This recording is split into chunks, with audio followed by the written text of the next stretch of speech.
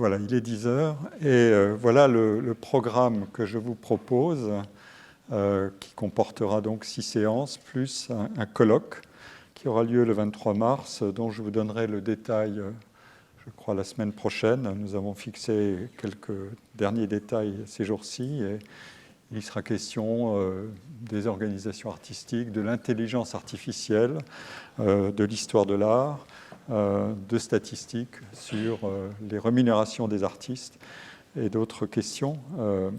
Et je pense que ce colloque sera intéressant et posera des questions majeures, notamment sur des thèmes comme l'intelligence artificielle et le monde de la création. Mais auparavant, je ferai mon cours et puis je donnerai ce qu'on appelle une leçon de clôture le 10 juin prochain à 17h, qui s'intitulera Homo probabilis, tout un programme. Et le programme que j'ai proposé, qui comportera des éléments de théorie, comme ce cours-ci sera un peu plus théorique, et puis ensuite nous aurons aussi des études de cas. Vous en avez le menu complet ici, et il s'attardera sur plusieurs mondes artistiques et plusieurs disciplines.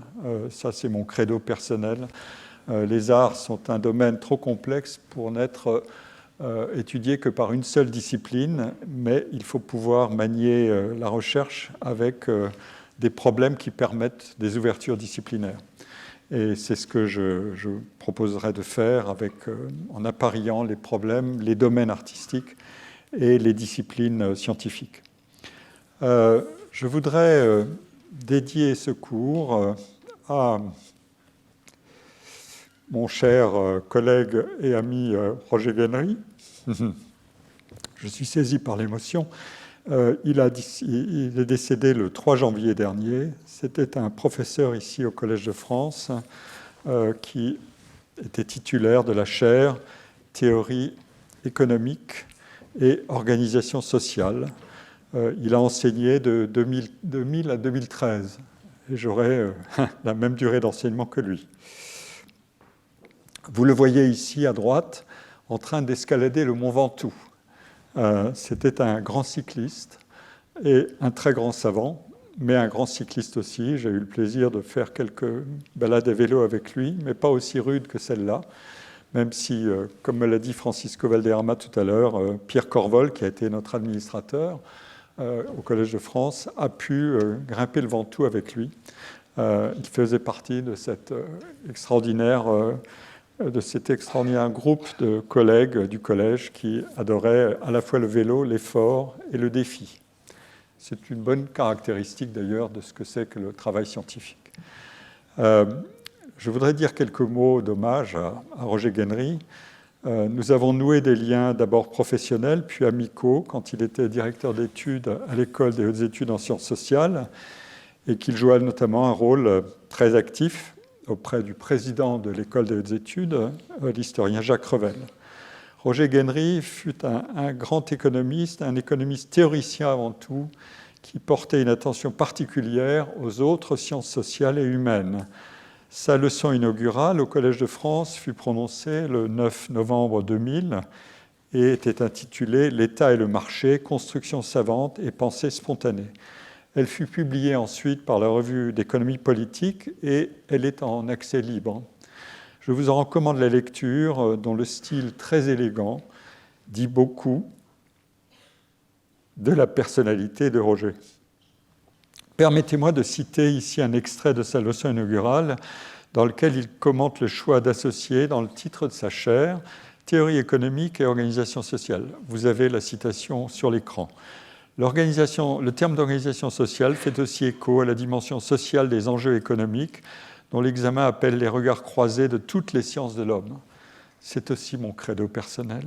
L'établissement d'un dialogue entre disciplines auquel la chaire tentera de contribuer appelle en préalable une compréhension améliorée de leurs rapports, la confrontation de leurs méthodes et de leurs objets. L'intérêt que j'y porte reflète une conscience de l'altérité intellectuelle de la discipline économique qui s'est très largement forgée au contact des sciences sociales voisines. J'ai eu le privilège que le miroir où je crois me reconnaître économiste m'ait été tendu par des personnalités de premier plan au talent varié, La liste qui mêle la notoriété et l'amitié est loin d'être exhaustive, mais il me faut citer Pierre Bourdieu, découvert dans la lecture, mais aussi l'échange direct sur la noblesse d'État et l'économie de l'habitat, François Furet, et sa tendresse acide pour ma discipline, Jean-Claude Passeron, dont je reparlerai, ainsi que de Pierre Bourdieu, maître d'œuvre de la réflexion pluridisciplinaire sur l'enquête et le récit, Raymond Boudon et Christian Baudelot, rencontrés dans les jurys d'entrée à l'école normale, ou encore Jean-Claude Perrault ou Jacques Revel. L'image qu'ils m'ont donnée à voir de l'identité intellectuelle de ma discipline renvoie à ces arêtes vives de mathématisation, rationalité et autonomie. Je vous recommande aussi, si vous le souhaitez, d'aller visionner sa leçon de clôture qui est disponible sur le site du Collège de France. Il y présente de façon tout à fait magistrale un état du savoir économique sur les grands problèmes contemporains.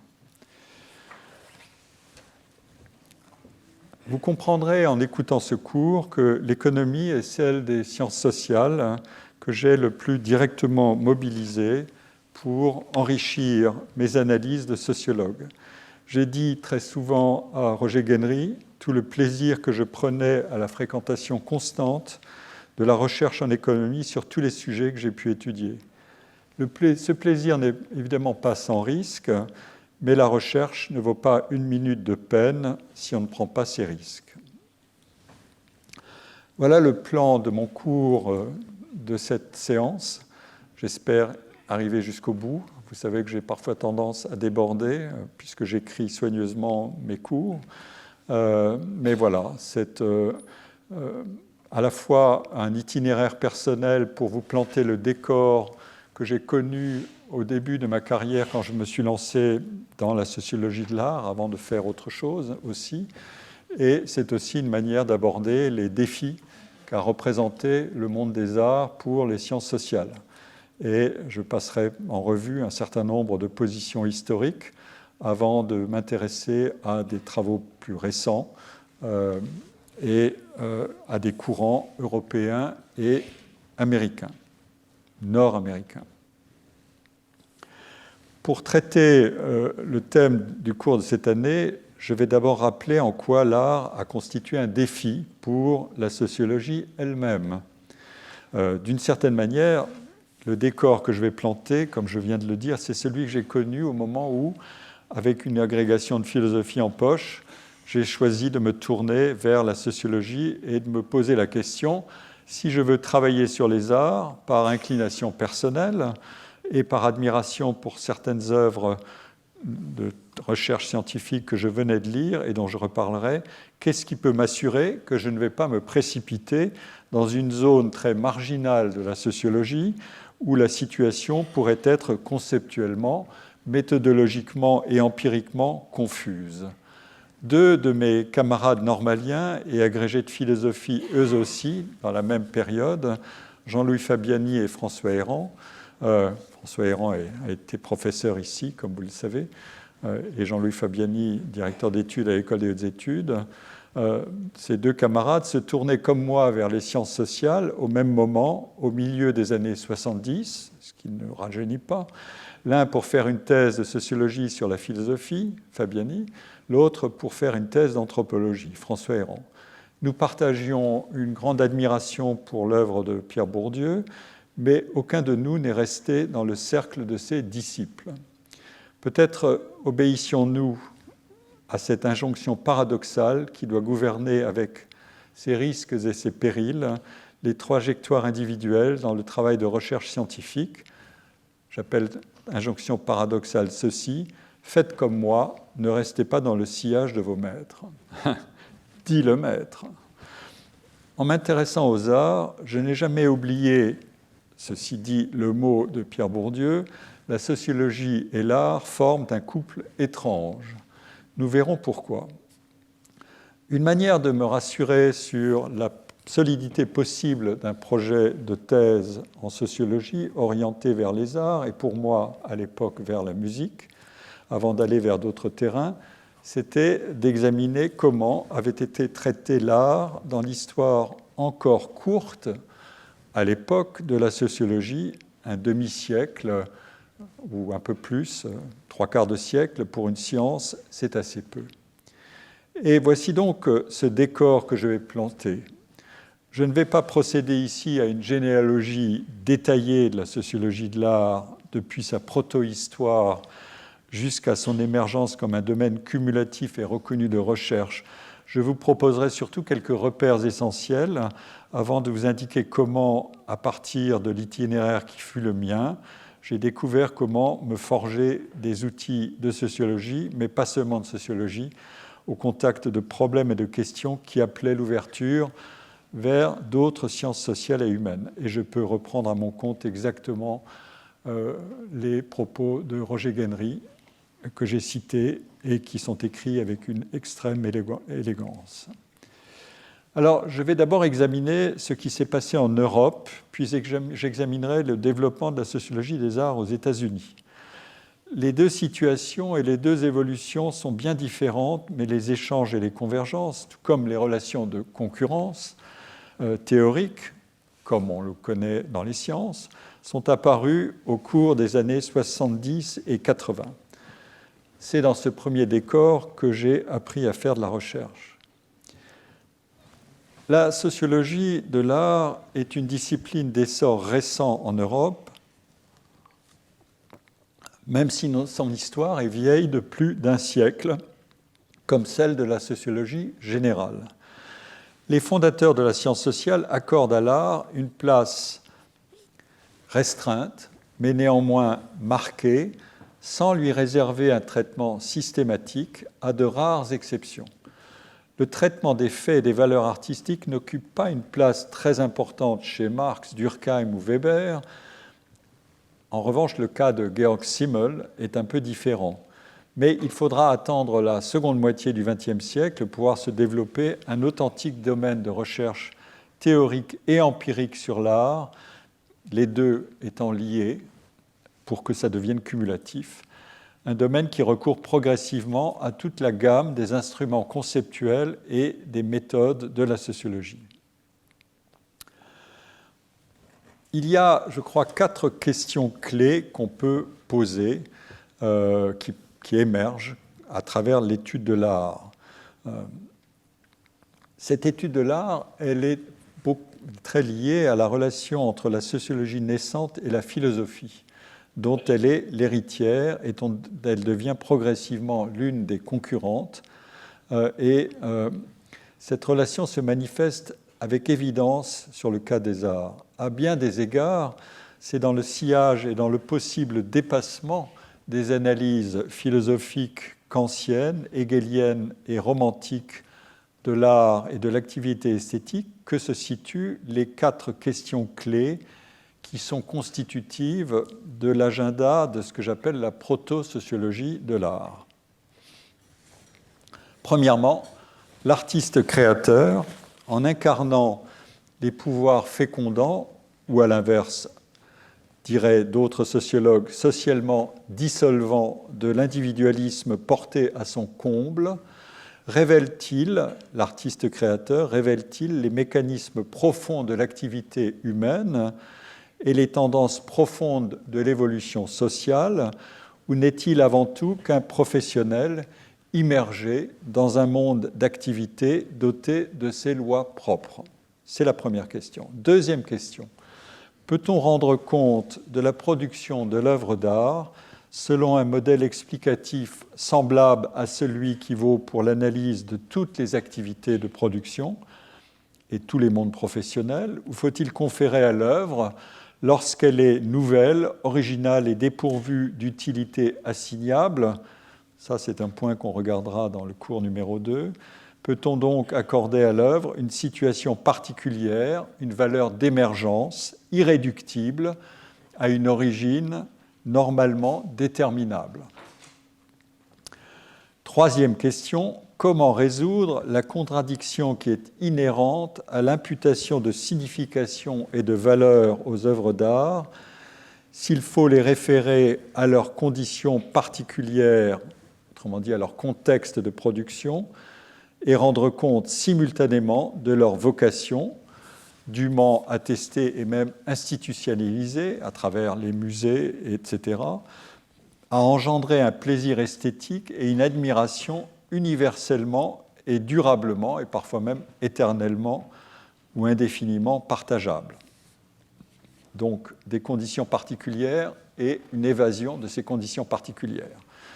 Quatrième sujet de méditation et de problématisation, les hiérarchies puissamment marquées au sein de chaque art, entre les œuvres et entre les artistes d'inégale réputation ou d'inégale qualité reconnue, et dans l'ensemble des arts, entre les disciplines et entre les formes d'expression majeures et mineures, ces hiérarchies relèvent-elles d'une interprétation relativiste qui imputerait des différences de carrière, des inégalités de réputation à des conventions ou à des processus qui sont arbitraires et révisables? Dans un autre monde, les choses iraient différemment.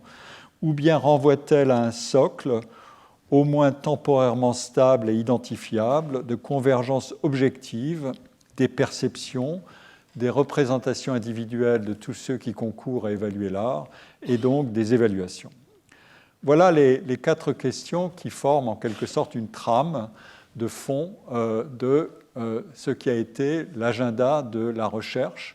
Ces questions-là ont émergé progressivement, elles ne sont pas résolues d'emblée, et elles ne sont d'ailleurs peut-être pas faciles à résoudre de toute façon, mais elles forment une bonne trame de questionnement problématique. Alors, la position des arts chez les fondateurs des sciences sociales, dont je vais parler, je ne vais pas parler de tous les sociologues qui sont intéressés aux arts, mais de quelques-uns, parce que les sujets ont plus de relief. Je vais parler essentiellement de 3 d'entre eux, cette fameuse triade, Marx, Durkheim, Weber. Eh bien, vous allez voir que chacun des 3 a une position très ambivalente à l'égard des arts. C'est cette ambivalence qui est intéressante. Alors, prenons le cas de Marx. Marx, les embarras de la théorie de Marx à l'égard de l'art sont inscrits dans la tension entre les diverses indications qui parcourent son œuvre et que la postérité marxiste ne sollicitera pas de la même manière. L'argument le plus connu de l'œuvre de Marx, qu'il a aussi appliqué aux arts, selon lequel la production artistique est, comme toute autre production, socialement et historiquement déterminée, cet argument a ouvert la voie à l'analyse de la relation de dépendance et d'influence causale entre la structure sociale, avec ses différences de classe et ses conflits de classe, le système de production artistique et les propriétés socialement constituées de la consommation culturelle. Dites-moi quelle est votre origine sociale, je vous dirai ce que vous consommez ou quelle chance vous avez de devenir artiste. Voilà un peu un argument qu'on pourrait résumer. L'argument soutient aussi l'analyse des contributions idéologiques de l'art à la domination de la classe bourgeoise dans le système de Marx, ou à l'inverse, si on veut tourner les choses autrement, à la portée socialement et politiquement émancipatrice ou révolutionnaire de l'art.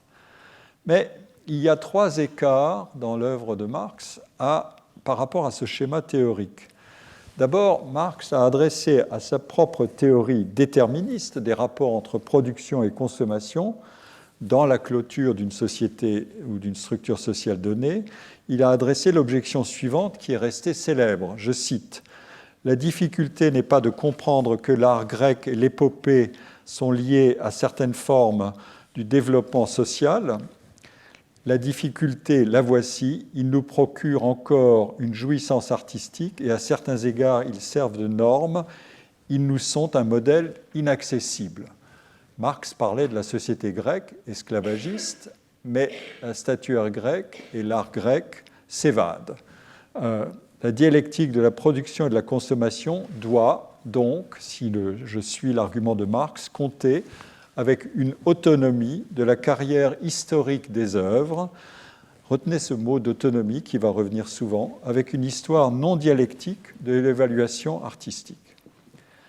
Deuxième sujet de méditation, l'explication de la formation de la valeur des biens par la quantité de travail employé à leur production, la fameuse théorie de la valeur travail de Marx. Les biens valent ce que vaut la quantité de travail qui est injectée et la quantité de capital, mais le travail est un facteur essentiel.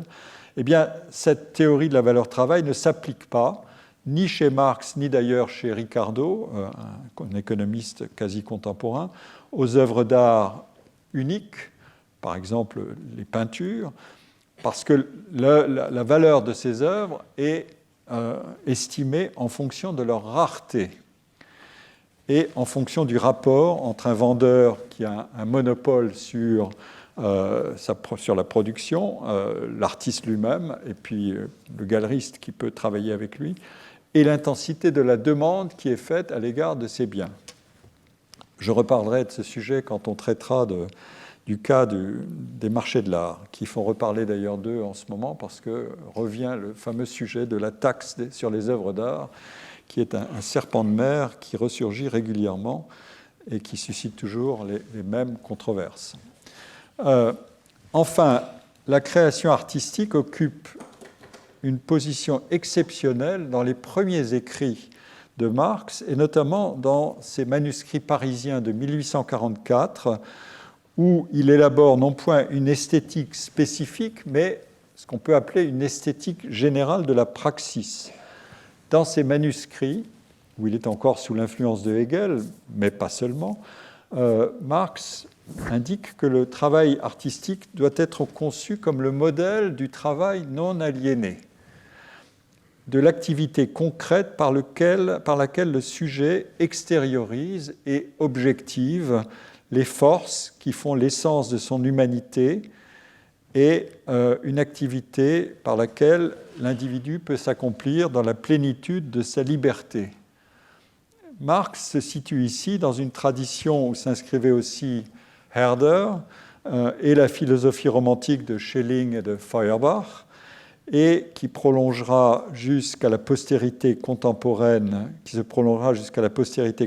des travaux de philosophie critique et d'inspiration marxiste, depuis les écrits de l'art d'auteurs comme l'École de Francfort jusqu'aux thèses de Hannah Arendt. On trouve des indications de ce type typiquement dans le livre d'Hannah Arendt, La condition humaine. Ces thèses ne sont pas connues de la même manière par ceux qui s'en sont servis ou qui se sont servis de l'œuvre de Marx. Les thèses, notamment 2 et 3, sont un peu passées de côté et on a retenu surtout le corpus déterministe du modèle général de Marx plutôt que les embarras qu'éprouvait Marx à l'égard des arts, qui sont pourtant des questions extrêmement éclairantes.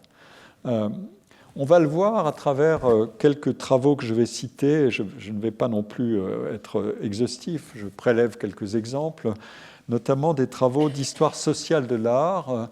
L'histoire sociale de l'art, qui est différente de l'histoire de l'art, s'est beaucoup inspirée de l'œuvre de Marx. Et on va voir comment. Les analyses marxistes de l'art, je pense ici à celles d'auteurs qui ne sont peut-être plus tellement lus aujourd'hui, mais qui l'étaient beaucoup dans les années 50 et 60, et un peu au-delà encore, celles de Arnold Hauser, de Frédéric Antal, de Francis Klingender ou de Max Raphael. Ces analyses, qui sont typiquement marxistes de l'art, constituaient certainement le principal courant de ce qui s'est appelé sociologie de l'art en Europe jusqu'aux années 60. Il y a des exceptions à la règle, mais on peut penser ainsi, surtout quand on pense à la géographie plutôt européenne que strictement française. Ces travaux étaient à la fois allemands, anglais, et ont eu un retentissement en France aussi. Mais je dirais que tant que l'approche sociologique de l'art s'en est tenue simplement à l'inversion de l'esthétique philosophique, en voulant remettre sur ses pieds, pour paraphraser Marx, la philosophie hegelienne de l'art, son radicalisme matérialiste et critique s'est accompli dans des analyses d'une trop vaste ambition de totalisation. C'est par exemple le cas de Hauser, puisque dans les travaux les plus systématiques de cet auteur, il s'agissait de produire une interprétation extrêmement déterministe de rien de moins que l'évolution complète d'un ou même de tous les principaux arts dans l'Occident moderne.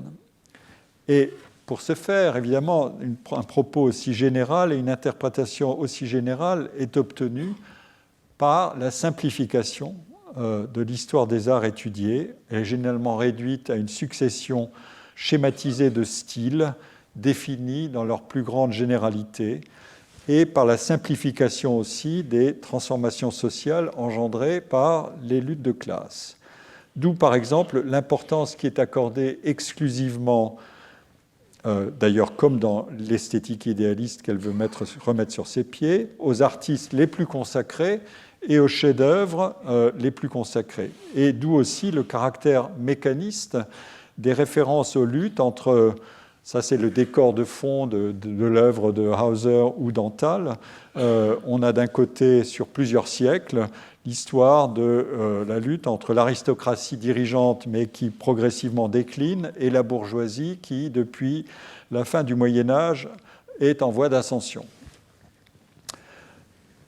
Alors, quel est le type de réaction que pouvaient bien avoir, non pas les historiens sociaux de l'art, mais les historiens d'art proprement dit, parce que les auteurs dont je parle venaient s'aventurer sur un terrain qui était en principe celui des historiens d'art stricto sensu. Et vous allez voir qu'il y a à la fois un coup de chapeau et en même temps beaucoup de critiques. Et du côté des principaux historiens d'art qui rendaient compte de ces travaux, la réaction était majoritairement négative ou parfois même très négative. Le schématisme du cadre interprétatif était vivement contesté et les lacunes et les erreurs dans le travail de documentation qui était mobilisé à l'appui des thèses d'auteurs comme ceux que j'ai cités firent l'objet de critiques extrêmement documentées elles-mêmes. Je cite tout ça parce que ça vous dit pourquoi les disciplines ne sont pas forcément en accord et en harmonie perpétuelle pour s'intéresser à un domaine comme celui de l'art. Il y a évidemment la rivalité des disciplines et des expertises, et c'est bien normal, mais on ne peut pas penser que tout va converger et qu'il suffit d'ajouter des ingrédients de telle ou telle discipline pour avancer simplement. C'est beaucoup plus compliqué que ça, et ça engendre évidemment des conflits, des compétitions et des critiques. Il faut lire le compte-rendu que donne Ernst Gombrich, un des plus grands historiens d'art du XXe siècle, du livre de Arnold Hauser, The Social History of Art, qui avait été publié en 1951. C'était une traduction d'une édition allemande. Et le compte-rendu que donne Gombrich paraît dans The Art Bulletin en 1953. Et je vous en cite un bref extrait.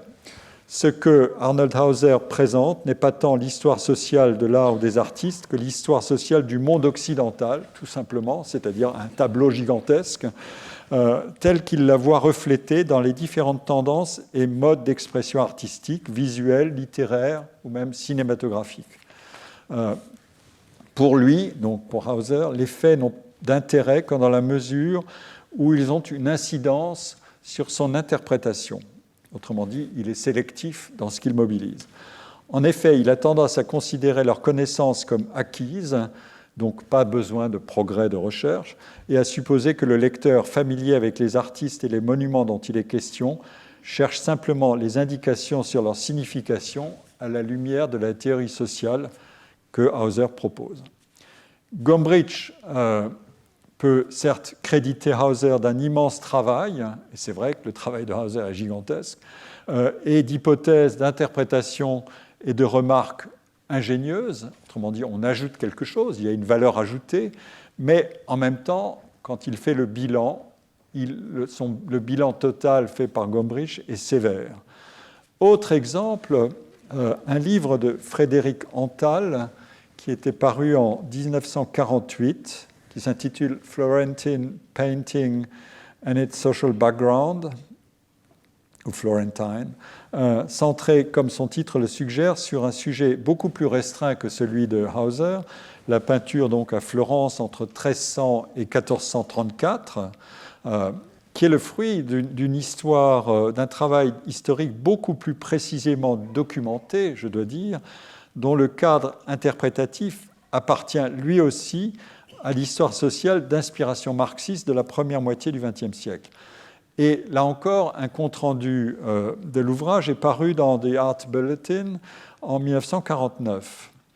Cette recension critique est due à un autre grand historien d'art, Millard Mace, un historien d'art américain, spécialiste de l'art de la fin du Moyen-Âge et du début de la Renaissance, qui a enseigné à Harvard, puis a rejoint l'Institute for Advanced Study de Princeton, et qui est notamment connu pour son livre « La peinture à Florence et à Sienne après la peste noire », qui est paru en 1951, et qui intègre beaucoup d'éléments importants d'histoire sociale, mais aussi politique et religieuse. Donc c'est quelqu'un qui est bien placé pour voir, mesurer les apports d'un travail certes différent et à certains égards peut-être concurrent, mais néanmoins bien documenté. Et voilà ce qu'a écrit Frédéric Antal, ce qu'a écrit Millard Mace à propos de Frédéric Antal. L'ouvrage d'Antal est l'une des premières tentatives visant à retracer les origines d'une longue période artistique dans la structure sociale contemporaine. Bien que les méthodes d'interprétation similaires soient devenues courantes dans d'autres domaines culturels depuis l'essor de la critique marxiste, elles sont encore rares dans l'histoire de l'art. Cet ouvrage constitue donc un événement dans notre domaine. Dans la période qu'il traite, il pose des problèmes intéressants, présente des faits jusqu'alors négligés et éclaire à bien des égards le style et le contenu de la peinture florentine. Donc, il y a une valeur ajoutée. Cependant, au fur et à mesure que l'argumentation se développe, les difficultés se multiplient, du moins pour le présent lecteur, c'est-à-dire Millard Mace. Elle découle tout d'abord du déterminisme social rigide d'Antal et d'autres hypothèses de son point de vue marxiste orthodoxe. Pour lui, le fait qu'un art ait été accepté par une classe sociale prouve qu'il a été engendré par cette classe. Il y a marqué « généré » dans la citation, je déteste le mot « généré ». C'est un anglicisme. À cette preuve d'une relation causale, il ajoute la preuve beaucoup plus convaincante des correspondances entre l'art et la vision du monde de cette classe. C'est un argument que reprendra d'ailleurs Lucien Goldman. Sa discussion de ces correspondances constitue la partie la plus intéressante du livre. On peut toutefois se demander s'il faut toujours les comprendre en termes de cause à effet, et si par exemple la rationalité de la peinture de Giotto était simplement l'expression de la rationalité des banquiers et des entrepreneurs florentins contemporains. L'apparition du capitalisme lui-même n'était-elle pas conditionnée, comme l'a dit Max Weber, par une rationalité naissante ? Si Antal enrichit notre compréhension de la peinture en y ajoutant des facteurs sociaux, sa conception moniste de la classe comme seul déterminant, avec des alliés et agents ecclésiastiques, du caractère de l'art l'amène à schématiser la texture de l'histoire.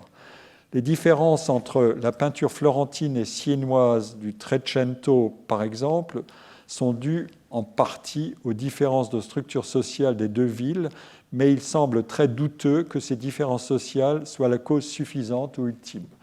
Ça, c'est un débat c'est bien posé les termes du débat. Quand vous avez une ambition extrêmement grande et fondamentalement déterministe d'explication causale d'un sujet, et dans le domaine des arts notamment, le problème est de savoir quelle est la quantité de ce qu'on appelle la variance du phénomène que vous allez expliquer, c'est-à-dire des facteurs que vous mettez en œuvre, quelle est la quantité exacte d'explications que vous proposez pour les analyser. Si vous avez un modèle du type Hauser ou Antal, probablement leur idée, à ce moment-là, c'est de dire « je vais expliquer 100% du phénomène ». Ce que disent des auteurs comme Gombrich ou Millard Mace, c'est « nous sommes très conscients de l'apport explicatif possible d'une approche différente de celle qui est pratiquée habituellement dans notre discipline, mais nous ne pouvons pas accepter l'idée que vous avez expliqué 100% du phénomène. » Par exemple, de la rivalité entre la peinture émotionnelle et la peinture rationnelle à Florence au XVe siècle. Et c'est une sorte de rappel ou d'injonction méthodologique à une certaine forme de modestie. Il y a, pour faire une parenthèse, dans un travail qui a fait date dans les années 90 que j'ai souvent cité dans des cours que j'ai fait à l'école des hautes études. C'est un travail qui veut expliquer le succès des shows à Broadway. C'est un travail de sociologue. Et ils analysent toutes sortes de facteurs qui peuvent contribuer au succès d'un show à Broadway. On parle du XXe siècle.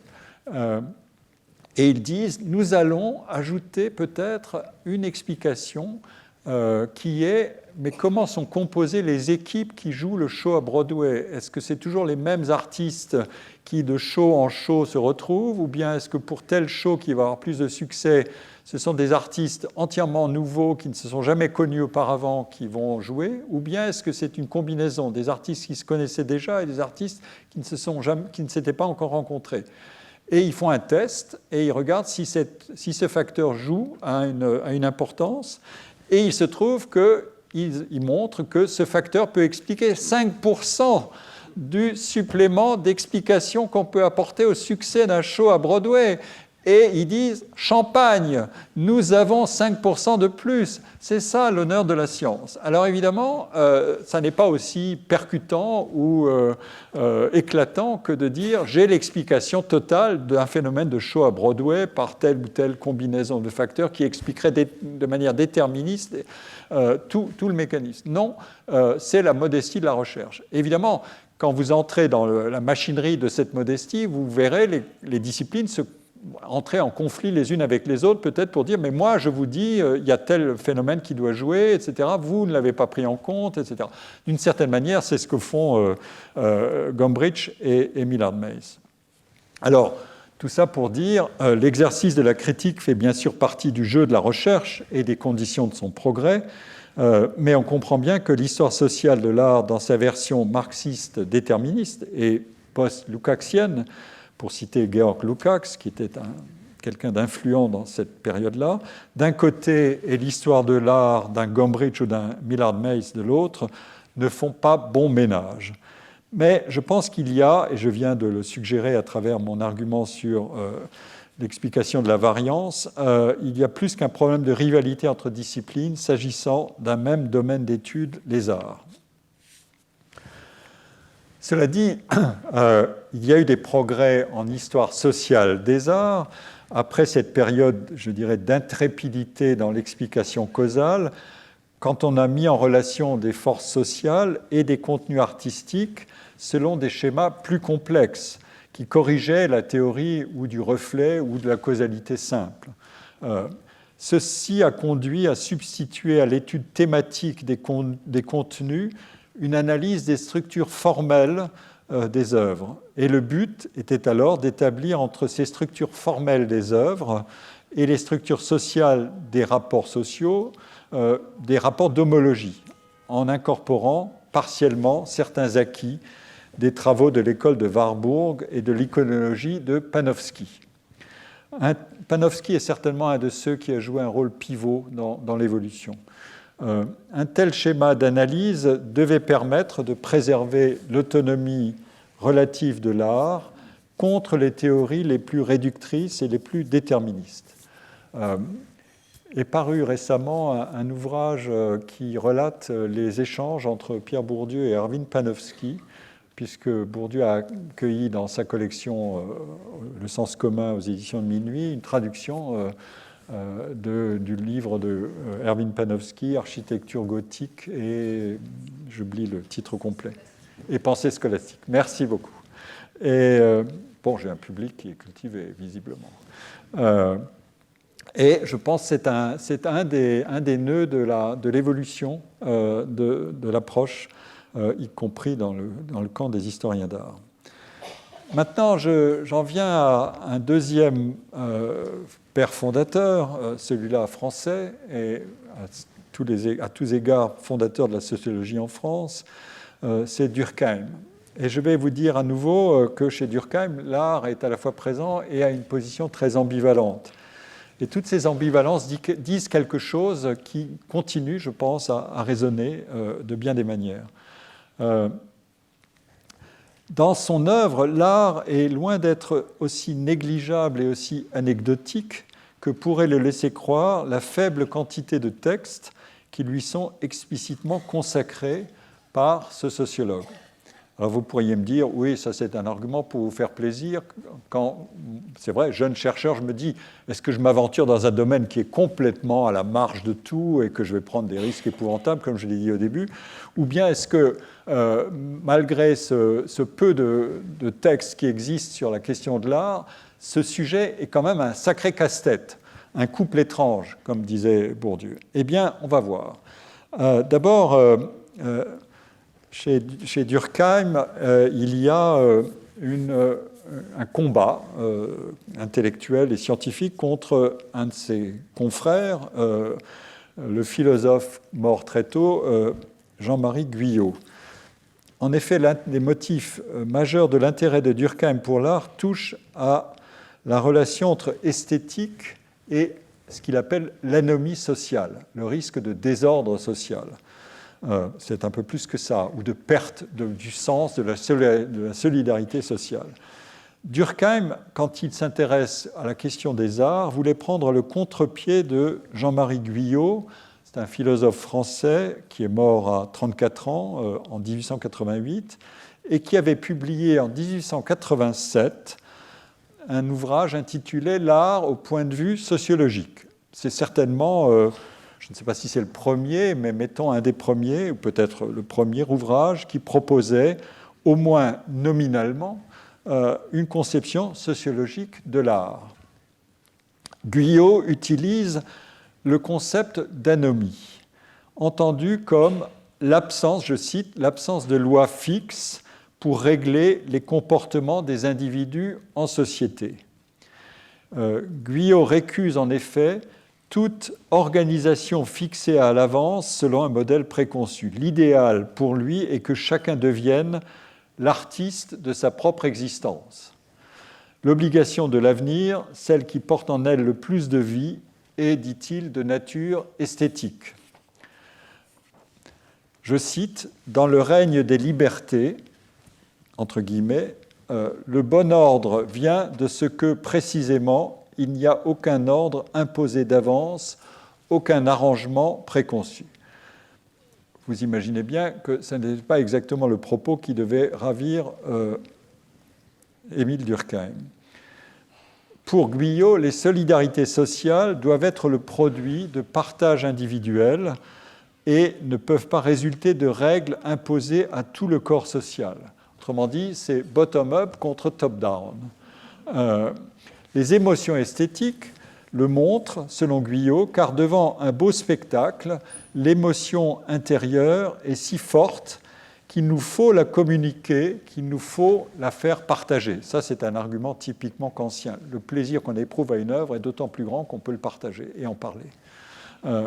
Par là même, l'émotion esthétique, dit Guyot, est créatrice de solidarité sociale. C'est bottom-up. Guyot fait donc de l'anomie un objectif hautement positif d'émancipation libératrice dans l'évolution humaine. Autrement dit, l'anomie devrait être la conclusion souhaitable et du reste inévitable d'un processus d'individualisation des règles morales, des croyances religieuses, des modèles comportementaux. On n'en finit pas aujourd'hui de parler d'individualisme et d'individualisation. Alors vous voyez, ces affaires-là, avec ces concepts-là, évidemment, peuvent permettre de tracer une histoire extrêmement longue, mais après, il faut les quantifier, les documenter, les factoriser, etc., etc. Mais le problème est là. C'est toujours le même. Comment tient une société? Comment faire société, comme on dit volontiers aujourd'hui? Et donc l'activité esthétique apparaît ici comme une forme accomplie d'anomie positive, où l'individualisme est appelé à s'exprimer sans retenue, comme il en va, après tout, dans la liberté créatrice. Un créateur, son but, c'est de ne pas ressembler à un autre, c'est d'être original, comme on dit. Et cette célébration positive de l'anomie libératrice, c'est une des cibles principales de la critique en règle que Durkheim fait de la dérive anarchisante de Guyot. Et au-delà, c'est sans doute l'un des fondements durables de la méfiance de Durkheim à l'égard des pouvoirs libérateurs de l'activité esthétique, dès lors que celle-ci semble saper, à proportion de son exaltation, le ciment de l'être ensemble social, c'est-à-dire l'appareillage moral et juridique d'obligations collectives. Mais, je parle de méfiance, mais les choses ne sont pas si simples.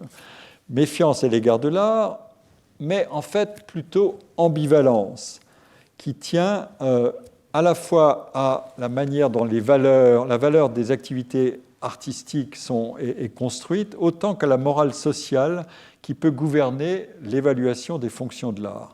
Je vous donne 3 indices de cette ambivalence. Le premier, Durkheim, place l'art dans l'orbite du concept de luxe. Luxe doit s'entendre ici à la fois dans son sens psychologique, c'est du luxe en quelque sorte, ou ça n'est pas du luxe. Autrement dit, l'art est un jeu.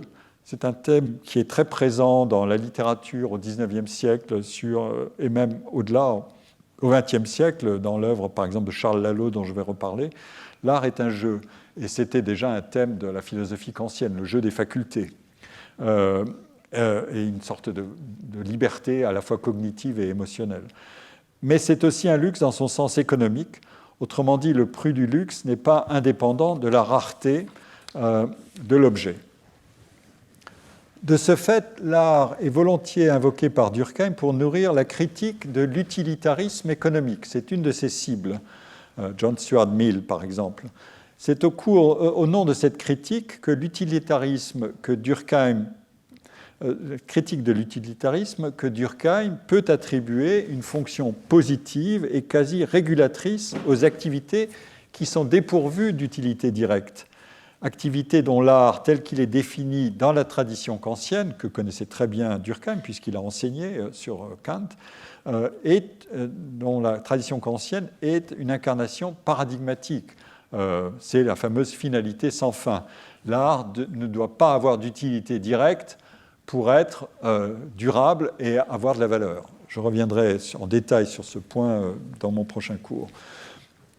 Deuxièmement, l'art pour Durkheim incarne aussi les progrès problématiques de l'individualisme, nous y revoilà, dans une société qui est hautement différenciée, puisque les sociétés évoluent en se différenciant et en permettant aux individus d'être toujours davantage eux-mêmes, et pas simplement des copies ou des simples exemplaires de groupes sociaux.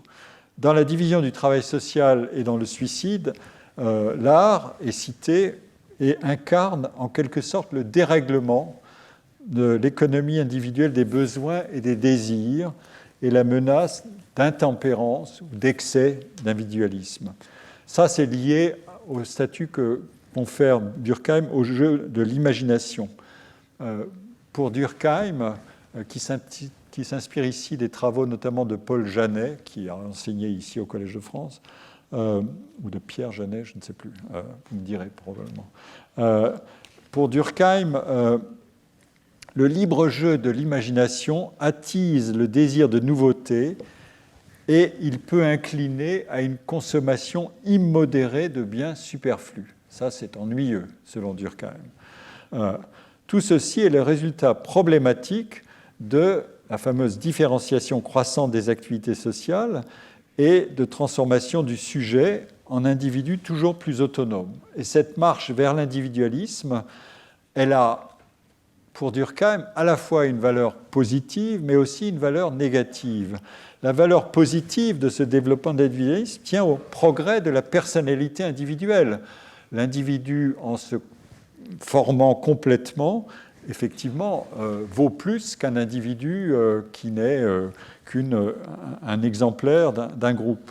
Il y a des bienfaits sociaux qui en résultent. De fait, ce progrès de l'individualisme est bien le ressort de l'activité artistique, mais aussi le ferment de l'innovation. L'expression délibérée de la singularité individuelle constitue bien le vecteur de recherche d'une originalité créatrice, et on peut en dire autant pour les arts que pour les sciences. Le poids de la tradition disparaît progressivement à mesure que le ferment de l'individualisme, couplé à celui de la créativité et de l'originalité et de l'imagination, font leur œuvre. Durkheim est fidèle à Rousseau, puisqu'il rappelle à maintes reprises que sans le pouvoir de la faculté créatrice par excellence qu'est l'imagination, les individus ne seraient pas poussés à inventer sans cesse, à rechercher sans cesse des solutions nouvelles pour satisfaire des besoins nouveaux, bref, à progresser.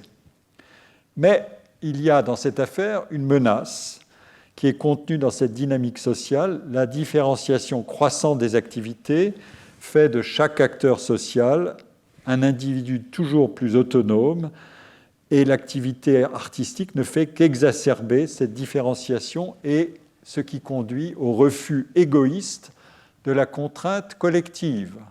Voilà un bon sujet, n'est-ce pas? Enfin, troisième indice d'ambivalence, dans une autre direction de l'analyse durkheimienne, l'art incarne l'idéal communautaire tel que peuvent le faire exister les groupes sociaux dans toutes les grandes périodes historiques d'effervescence collective où l'individu, à la faveur d'échanges sociaux plus denses, éprouve la force de la solidarité interpersonnelle autour d'idéaux communs. On trouve ces indications dans son livre sur les formes élémentaires. Ah. Bon, eh bien, nous allons reprendre. La question est, est-ce que je dois prolonger mon cours jusqu'à vers 12h30 ou bien est-ce que vous avez des obligations qui vous interdisent de rester au-delà de midi? Évidemment, si peu à peu la salle se vide, c'est un spectacle épouvantable pour celui qui parle, parce que sa motivation commence à décliner terriblement aussi. Donc, il faut que vous me disiez ce que vous souhaitez ou ce qui vous paraît le plus possible, et je m'adapte. Je ne veux pas faire un sondage parfait, mais qui peut rester? Bon, alors, voilà, merci. On va dire que la limite, c'est 12h30. Voilà, c'est bien. Et je ne sais pas s'il y a des étudiants de l'école des études qui sont présents parce qu'ils suivent mon séminaire qui commencera aussi à 2h de l'après-midi. S'ils sont là, ils devraient signer une feuille de présence ce matin à la fin du cours, mais voilà. Donc, je continue. De toute façon, j'ai pris du retard, mais là, bon. Alors, contre ma volonté. Donc, je parlais de Durkheim et de sa conception de l'art, notamment dans ses formes élémentaires de la vie religieuse. Et, comme je l'ai dit tout à l'heure, les échanges sociaux plus denses permettent, grâce à des manifestations artistiques, d'éprouver la force de la solidarité interpersonnelle autour d'idéaux communs. Mais, observe-t-il aussi, dans les périodes de relâchement des liens communautaires, la production artistique perpétue seulement le souvenir de cette effervescence créatrice. Et on se dit, l'art a pu faire ça, comment est-ce qu'il pourrait le refaire? Autrement dit, on voit que la question de l'art est l'objet d'appréciations fonctionnelles qui sont contrastées dans l'œuvre de Durkheim. Et pourtant, dans son programme de l'année sociologique, la revue qu'il avait créée, où il avait créé toute une architecture scientifique de recension d'ouvrages et d'articles pour en quelque sorte documenter les progrès de la recherche, Durkheim prévoyait bien une section qui s'intitulait « Sociologie esthétique », au voisinage de la sociologie de l'éducation et de celle des techniques, même si le contenu de cette section n'a jamais été vraiment stable, ni doté de responsables véritables. Je vous donne ici, j'ai emprunté à Mathieu Béra, dans un article qui est référencé sur cette diapositive, la liste des différentes sections de l'année sociologique. Et vous voyez que la sociologie esthétique figure à côté en bas, en 7e section, à côté de la sociologie de l'éducation et des techniques. Elle n'est pas en mauvaise compagnie d'ailleurs, sociologie et éducation, ça n'est pas mal, puisque j'ai enseigné sur ce sujet pendant 2 cours du printemps et de l'automne 2024, et que ça continue à travailler beaucoup à l'Académie des sciences morales et à l'Académie des sciences. Mais voilà le programme. Alors, cette influence de Durkheim et du durkheimisme sur la sociologie française et européenne a certainement été moins directe et moins apparente que celle du marxisme. En fait, elle s'est exercée à travers des thèses évolutionnistes sur la différenciation croissante des activités dans les sociétés modernes. Elle a donné elle a donné lieu à la production d'une série d'ouvrages par au moins un chercheur, Charles Lalo, qui est un héritier durkheimien, dont je vais dire un mot. Charles Lalo est l'auteur certainement de la seule contribution systématique à la sociologie de l'art qui a été produite en France avant les années 50. Il a en quelque sorte cherché à exécuter le programme de sociologie esthétique prévu dans l'architecture de la science sociale imaginée, donc dans l'année sociologique. Je dis d'un mot de qui il s'agit. Et je n'ai pas fait mieux jusqu'ici que d'aller regarder une notice Wikipédia qui vous renseignera très bien, et je vous en résume quelques éléments, mais je n'ai pas le temps d'aller beaucoup plus loin. C'est un philosophe qui a vécu entre 1877 et 1953 et qui était un spécialiste d'esthétique. Donc c'est toujours la même affaire. C'est la sociologie, dans toute cette période de la fin du XIXe siècle et début jusqu'aux années 70, c'était une discipline qui était souvent choisie ou vers laquelle s'orientaient des gens qui avaient été formés en philosophie. J'ai dit moi-même que c'était mon cas avant que la sociologie dispose d'une licence, d'un master, etc., qui est des formations homogènes en sociologie. Souvent, c'était des trajectoires qui bifurquaient. C'est le cas de Bourdieu, de Boudon et de plein d'autres. Et donc, Charles Lalo est dans ce mouvement-là. Et il a été le fondateur avec Victor Bach de l'association pour l'étude des arts et les recherches relatives aux arts qui deviendra la Société française d'esthétique. Et il occupera une chaire d'esthétique à la Sorbonne. C'est le tenant d'une esthétique qu'il voulait transformer en science exacte et avec la conviction que l'esthétique devait procéder de manière expérimentale et sociologique, c'est-à-dire établir des lois et traiter des phénomènes sensibles comme ceux de l'esthétique comme des faits sociaux. Et pour ce faire, il emprunte à plusieurs disciplines, notamment à la psychologie, mais aussi donc à la sociologie. Et à la psychologie, notamment à la psychophysiologie de Fechner, qui était très connue à la fin du XIXe siècle. Il emprunte beaucoup, mais il veut l'augmenter par ses emprunts à Durkheim.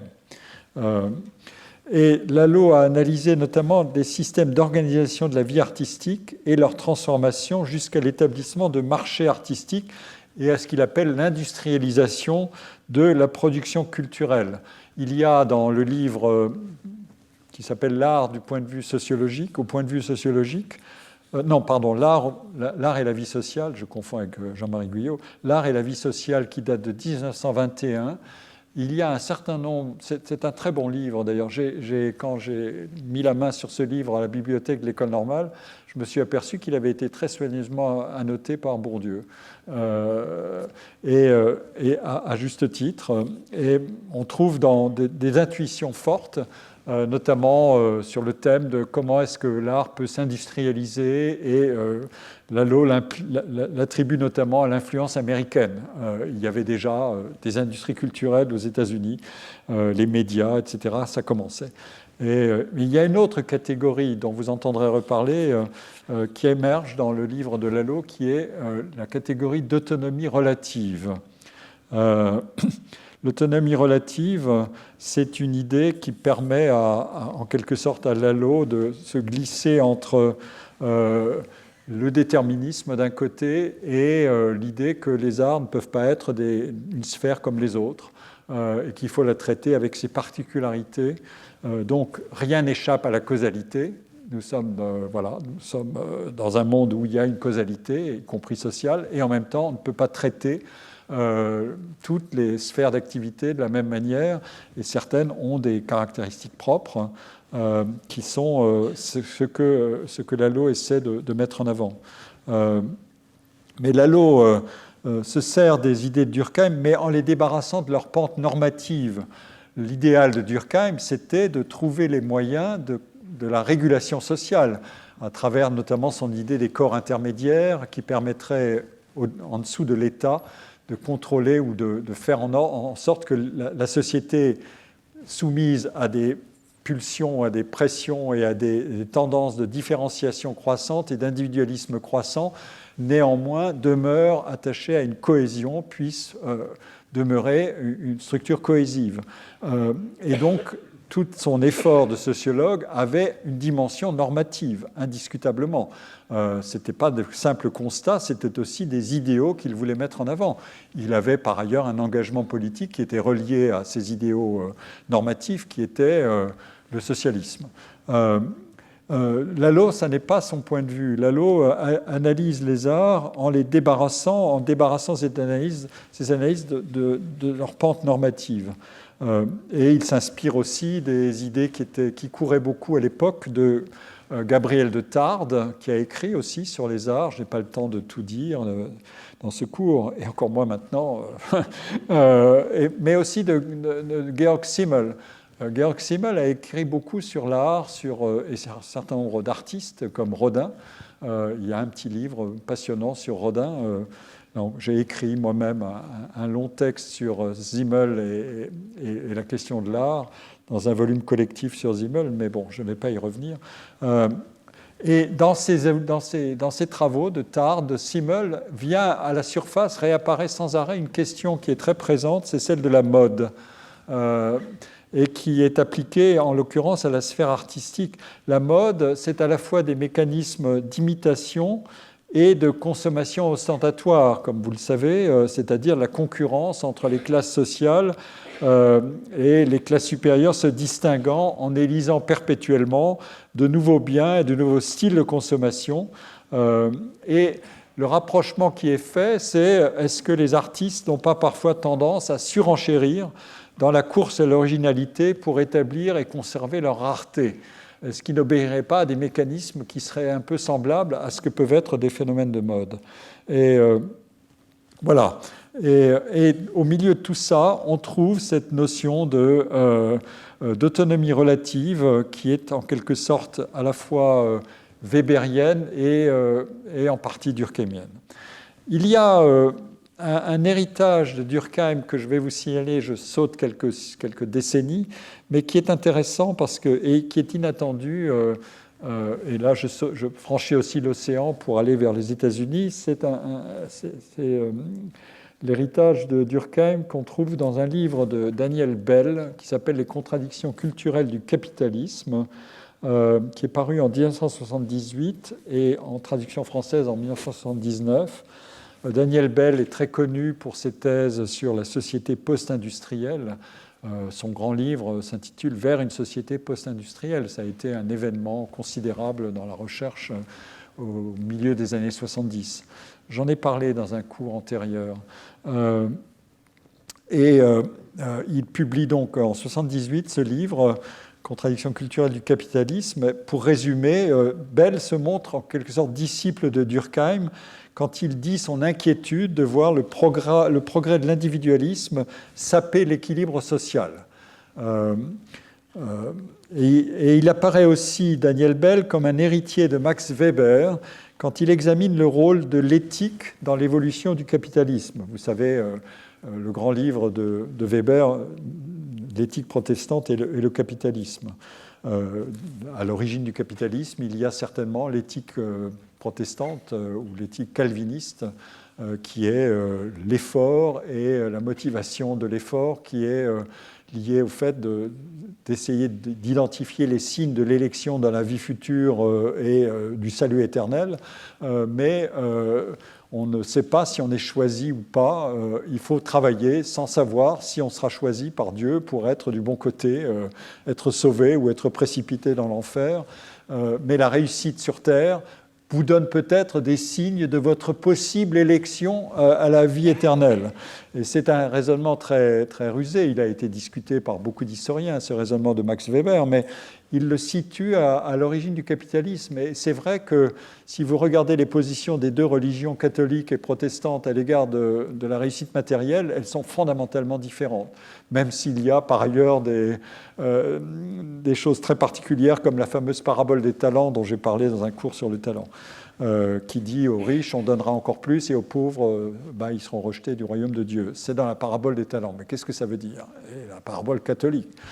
Qu'est-ce que ça veut dire? Et le protestantisme est bien différent de ce point de vue-là parce que la réussite n'est pas acquise en quelque sorte sur le dos des autres. La réussite, c'est une pièce de ce qu'on peut appeler, pour parler un peu plus généralement, une conception de la société comme un jeu à somme positive. Ce que je réussis n'enlève rien à autrui, ou devrait ne rien enlever à autrui. Et il est de ma responsabilité d'aller aussi loin que possible dans ce que je peux faire. Ça, c'est une injonction de la religion calviniste, d'une certaine manière. Et ça, c'est un point, alors qu'on pourrait dire que la religion catholique, à certains égards, c'est une religion qui pense plutôt la société comme un jeu à somme nulle. Il y a des perdants et des gagnants. Et donc, voilà, dans la religion protestante, l'idéal est plutôt qu'il n'y ait que des gagnants, d'une certaine manière. Mais et ça dépend beaucoup de l'effort individuel et de cette éthique protestante. Ça, c'est le décor de l'affaire. Et donc, Daniel Bell examine ce rôle de l'éthique dans l'évolution du capitalisme et il impute au dérèglement du capitalisme une perte d'influence de cette éthique. Autrement dit, il souligne combien les valeurs de la sphère culturelle, et d'abord celle de la réalisation de soi, cette espèce d'esthétique généralisée, comme l'aurait dit Guyot, ces valeurs de la sphère culturelle, dès qu'elles sont dépourvues de références collectives, elles font advenir une sorte d'individualisme hédoniste, le plaisir avant tout, je me fous des autres, mon plaisir avant tout, qui sape progressivement les fondements même du système capitaliste aussi, du moins celui qui est articulé à une éthique rigoureuse. Donc, à la conception marxienne de la bourgeoisie qui est définie comme une classe qui, je cite Bell, ne peut exister sans révolutionner constamment les instruments de la production, ce qui veut dire les conditions de la production, c'est-à-dire tous les rapports sociaux, Bell superpose, donc il accepte cette idée de Marx, la révolution des instruments de la production est essentielle, mais il superpose aussi l'idée qui est très saint-simonienne, qui vient de Henri de Saint-Simon au XIXe siècle, du saint-simonisme, l'idée d'une avant-garde. L'entrepreneur et l'artiste partageraient une même obsession, celle de la nouveauté. Et à ce titre, seraient tous deux des acteurs historiques à part entière. Mais pour Daniel Bell, ce que l'entrepreneur tend à promouvoir dans l'ordre économique, il le combat dans l'ordre moral et culturel. C'est un des problèmes. L'individualisme entrepreneurial est nécessaire à l'épanouissement de l'économie et il est approuvé quand il est pragmatique, qu'il est utilitaire et qu'il est rationaliste. Mais l'individualisme dont l'individualisme entrepreneurial est une matrice, avec celle des artistes, devient une valeur problématique ou même dangereuse quand cet individualisme devient expressif et antirationaliste, comme dans la sphère culturelle.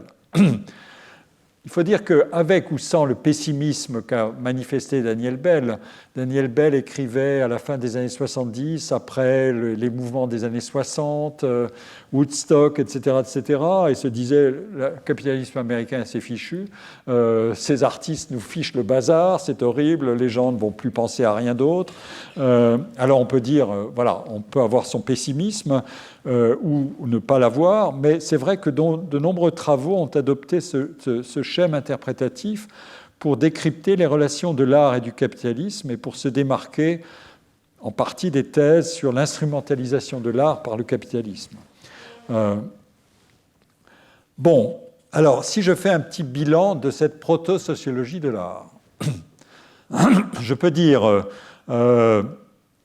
ceci. D'abord, il est incomplet, même sans alarme, il serait resté incomplet. Il est plutôt stylisé que documenté. Vous pouvez trouver d'autres indications, par exemple, il y a un petit livre de Nathalie Henich, petit par le format, parce que c'est le style de la collection, Repère la découverte, qui fait une synthèse de la sociologie de l'art. Vous trouverez d'autres indications. Mais ce que je peux conclure de cette brève exploration que j'ai présentée, c'est ceci. La sociologie des faits et des créations artistiques demeure embryonnaire tant qu'elle s'interroge très ou surtout trop globalement sur la contribution de la production artistique au fonctionnement de l'ensemble social. La première sociologie de l'art, à volonté, fait usage d'une sorte de cartographie des domaines de la vie sociale découpée en grands blocs, une cartographie qui était d'ailleurs héritée de la philosophie hegelienne en particulier. Elle a aussi été influencée par des historiens de l'évolution des civilisations et par des travaux des premiers ethnologues. Il y a là-dedans un personnage qui a joué un rôle très intéressant, qui est Wilhelm Wundt, qui était un savant allemand, typiquement savant allemand, c'est-à-dire il a publié, quand j'ai été voir le rayon des œuvres de Wilhelm Wundt à la bibliothèque de l'École normale, ça occupe 2 rayons entiers, enfin c'est monstrueux, je me dis, bon, tout va bien, il y a des énergies considérables dans la recherche, mais il a joué un rôle très important pour importer des idées de la première ethnologie vers les sciences sociales, autres que l'ethnologie. Donc les sociologues ont débattu alors des fonctions de l'art, des liens d'interdépendance entre l'art et les autres fonctions de la vie sociale, les autres sphères de la vie sociale, économie, morale, religion, politique. Et on trouve, et on soulignait que ces fonctions sociales n'étaient pas extérieures aux arts, mais elles étaient inhérentes aussi aux arts. C'est ça l'idée générale de cette première sociologie. Et ce motif est présent chez des auteurs aussi différents que, je les ai cités, Lalo, Tartt, mais aussi aux États-Unis, John Dewey.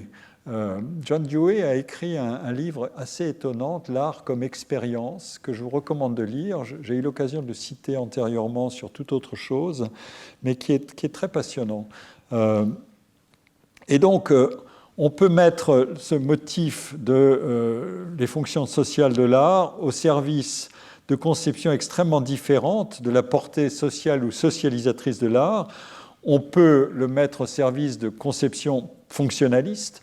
L'art a des fonctions dans la société, mais on peut aussi le mettre au service de conceptions vigoureusement critiques, comme dans des travaux d'histoire sociale d'inspiration marxiste que j'ai évoqués tout à l'heure. Je vais en venir maintenant au 3e larron de mon affaire, parmi les pères fondateurs, qui est Max Weber. Je crois que Max Weber est certainement le seul sociologue dans lequel tous les autres sociologues se reconnaissent. C'est assez étonnant. Il est l'auteur d'une œuvre absolument monumentale sur des tas de sujets, la politique, la religion, le capitalisme, et en partie l'art. De fait, le dernier livre inachevé qu'il a écrit s'intitulait « Sociologie de la musique ». Il a été publié en traduction française aux éditions Anne-Marie Métayer il y a, à la fin des années 90, je crois. Et j'en reparlerai brièvement. De fait, l'art n'a été inclus dans le programme des sciences sociales dans la seconde moitié du XXe siècle que grâce à l'application d'un schéma majeur de la théorie weberienne qui est l'autonomisation de la sphère, de toutes les sphères d'activité, et notamment de la sphère artistique. Autonomisation qui résultait de la différenciation progressive. Les arts se développent par eux-mêmes, les sciences de leur côté, la production économique va son chemin et se rationalise, la politique devient une sphère elle-même autonome, la religion devient une institution avec son appareil, ses professionnels, ses marchands de biens de salut, comme dirait l'autre, etc., etc. Et tout ça est lié à un phénomène général de rationalisation et de professionnalisation de l'organisation de toutes ces sphères. Le schéma théorique de Max Weber pour l'art dit la chose suivante. Dans les phases primitives de l'art, quand l'intérêt pour le contenu des œuvres et pour leur signification prévalait, la production artistique contribue à consolider la communauté sociale. Mais quand l'art devient progressivement conscient de lui-même, ça c'est un argument assez hegelien d'ailleurs, l'art se préoccupe toujours davantage de ce qui doit faire sa réelle spécificité, c'est-à-dire la forme, et il s'autonomise. Autrement dit, tout le monde peut parler dans une œuvre d'art de religion. La peinture religieuse est gigantesque. On peut faire le portrait du roi. Il en sera question d'ailleurs dans le colloque du 23 mars par une de mes futures collègues du Collège de France, Diane Baudard. On peut traiter des drames de la vie courante dans les arts, mais est-ce que ce sont des contenus? Est-ce que ça fait l'essence même de l'art? Non, l'essence même de l'art, ce qui fait sa spécificité, c'est la mise en forme. C'est ce qui, sur des sujets qui circulent partout, ne ressemblera jamais à rien une fois que c'est mis dans une œuvre d'art. C'est ça qui fait l'essence même de l'art. Et ça, c'est la matrice même de ce qui permet à l'art de s'autonomiser, de ne plus être simplement le propagateur d'idées politiques ou religieuses, etc. etc.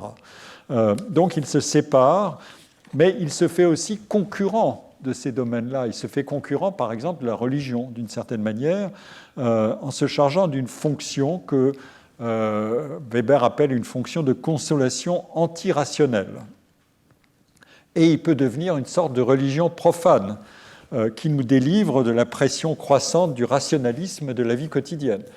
Je vous rappelle que Malraux a dit au XXIe siècle, l'art sera religieux ou ne sera pas, ou quelque chose comme ça, ou sera notre nouvelle religion. Ou alors une forme de religion très sécularisée, évidemment. Autrement dit, l'art aura fini de se substituer intégralement à la religion. Ces thèmes sont en fait à certains égards proches de l'analyse durkheimienne, mais la construction de Weber est totalement dépourvue de cette ambivalence qui, chez Durkheim comme chez Marx, gouvernait la considération des fonctions sociales de l'art ou la teneur idéologique des œuvres.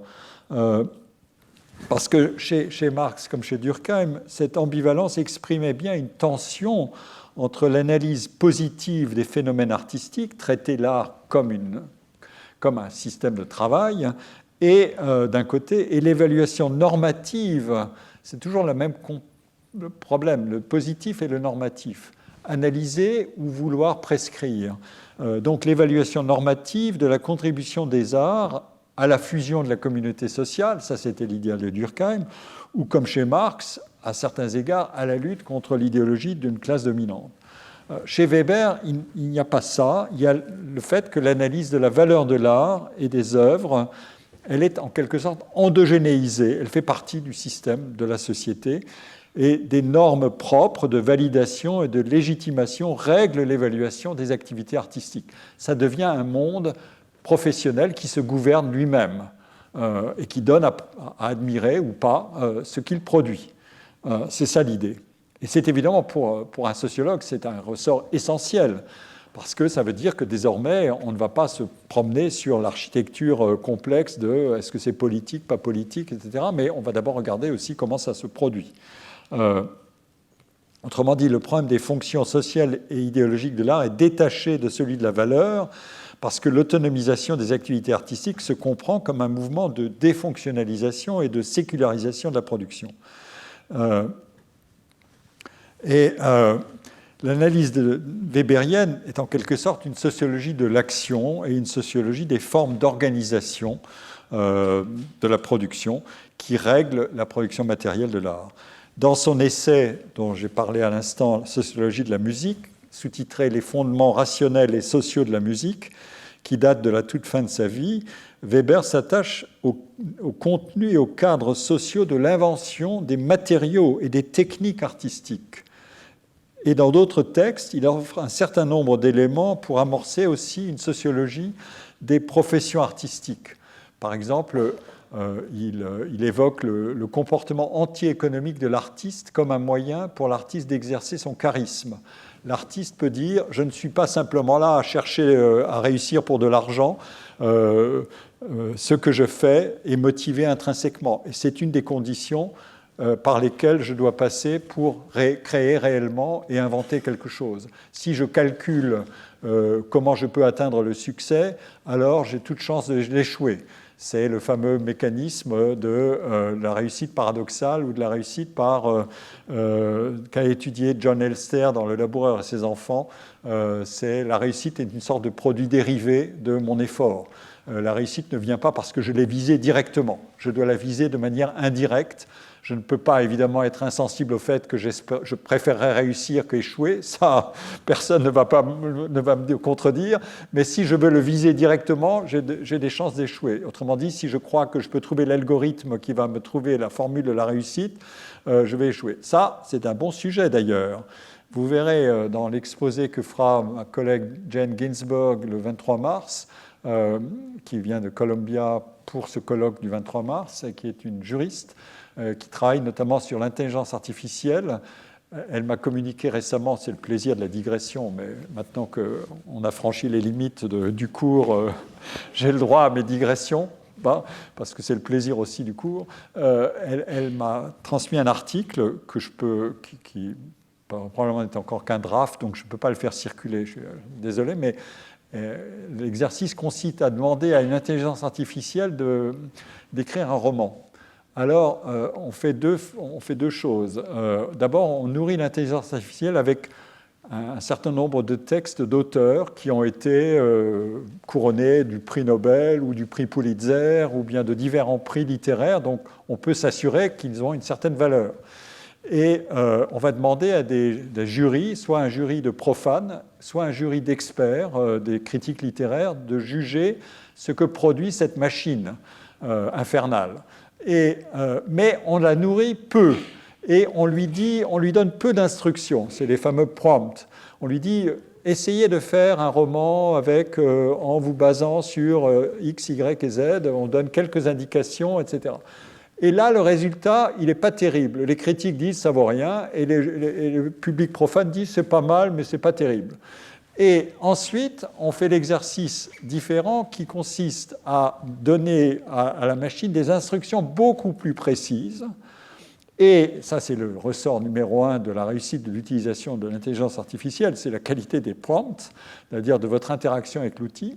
Et deuxièmement, on nourrit la machine avec l'œuvre complète de ses auteurs.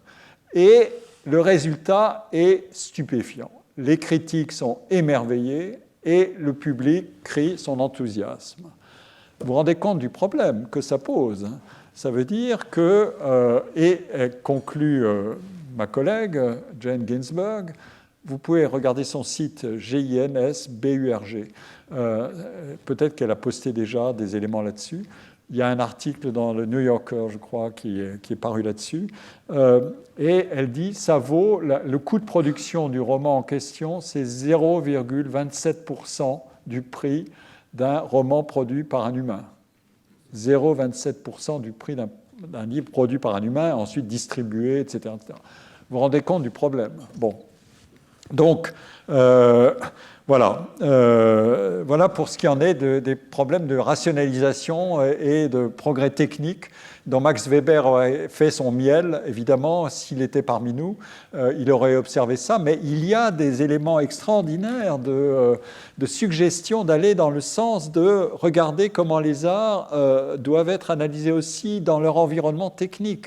C'est tout à fait fondamental, évidemment. J'en reparlerai peut-être quand je traiterai de la question des œuvres, parce que j'ai eu affaire moi-même j'ai fait une recherche dans mes jeunes années sur la recherche, ce qu'on appelle la recherche musicale, c'est-à-dire l'utilisation de très gros ordinateurs pour renouveler le langage musical et mettre en collaboration des ingénieurs et des compositeurs et ce qu'on appelait des réalisateurs artistiques pour faire collaborer ces deux catégories, et comment cet environnement a permis ou non de la transformation de la création musicale. C'était le pari de Boulez.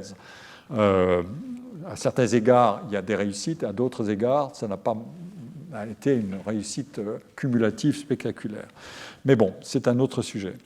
Mais maintenant, on peut s'attendre à ce que les machines, l'intelligence artificielle, nous fabriquent de la musique à tour de bras. C'est déjà fait, d'ailleurs. Je ne sais pas quelle est la proportion de contenus sur Spotify ou Deezer qui sont produits par des algorithmes. C'est vertigineux, c'est 30 ou 40% enfin, de ce qui est délivré quotidiennement. C'est absolument infernal. Bon, alors, quelles orientations sont nées à partir de l'extraordinaire fécondité des idées weberiennes? C'est ça mon sujet maintenant, et je vais vous en donner deux qui vont vous faire apparaître des noms familiers, du moins l'un d'entre eux est très familier au public français, l'autre, j'espère, le sera aussi. Les deux noms, c'est ceux de Pierre Bourdieu et de Howard Baker. Howard Baker est connu dans le monde américain, il est connu aussi en France à certains égards, mais on va en parler.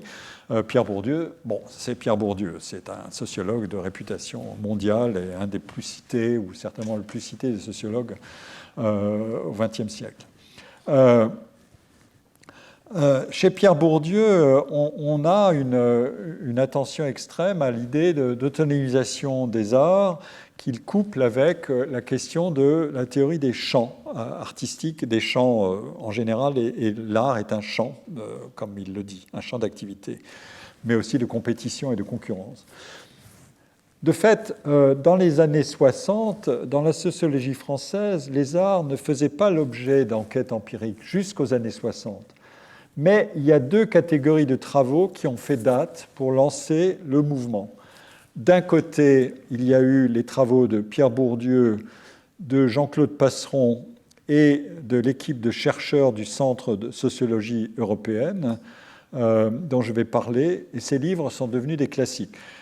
Jean-Claude Passeron, je veux le signaler ici, est un des auteurs de cette première vague de travaux extrêmement originaux et qui ont fait vraiment date, mais il est parfois relégué à l'arrière-plan et je trouve ça extraordinairement injuste parce qu'il a été un vecteur d'inventivité fantastique dans ces années-là. Et il était le co-auteur de Bourdieu, mais on a beaucoup plus retenu Bourdieu que Jean-Claude Passeron.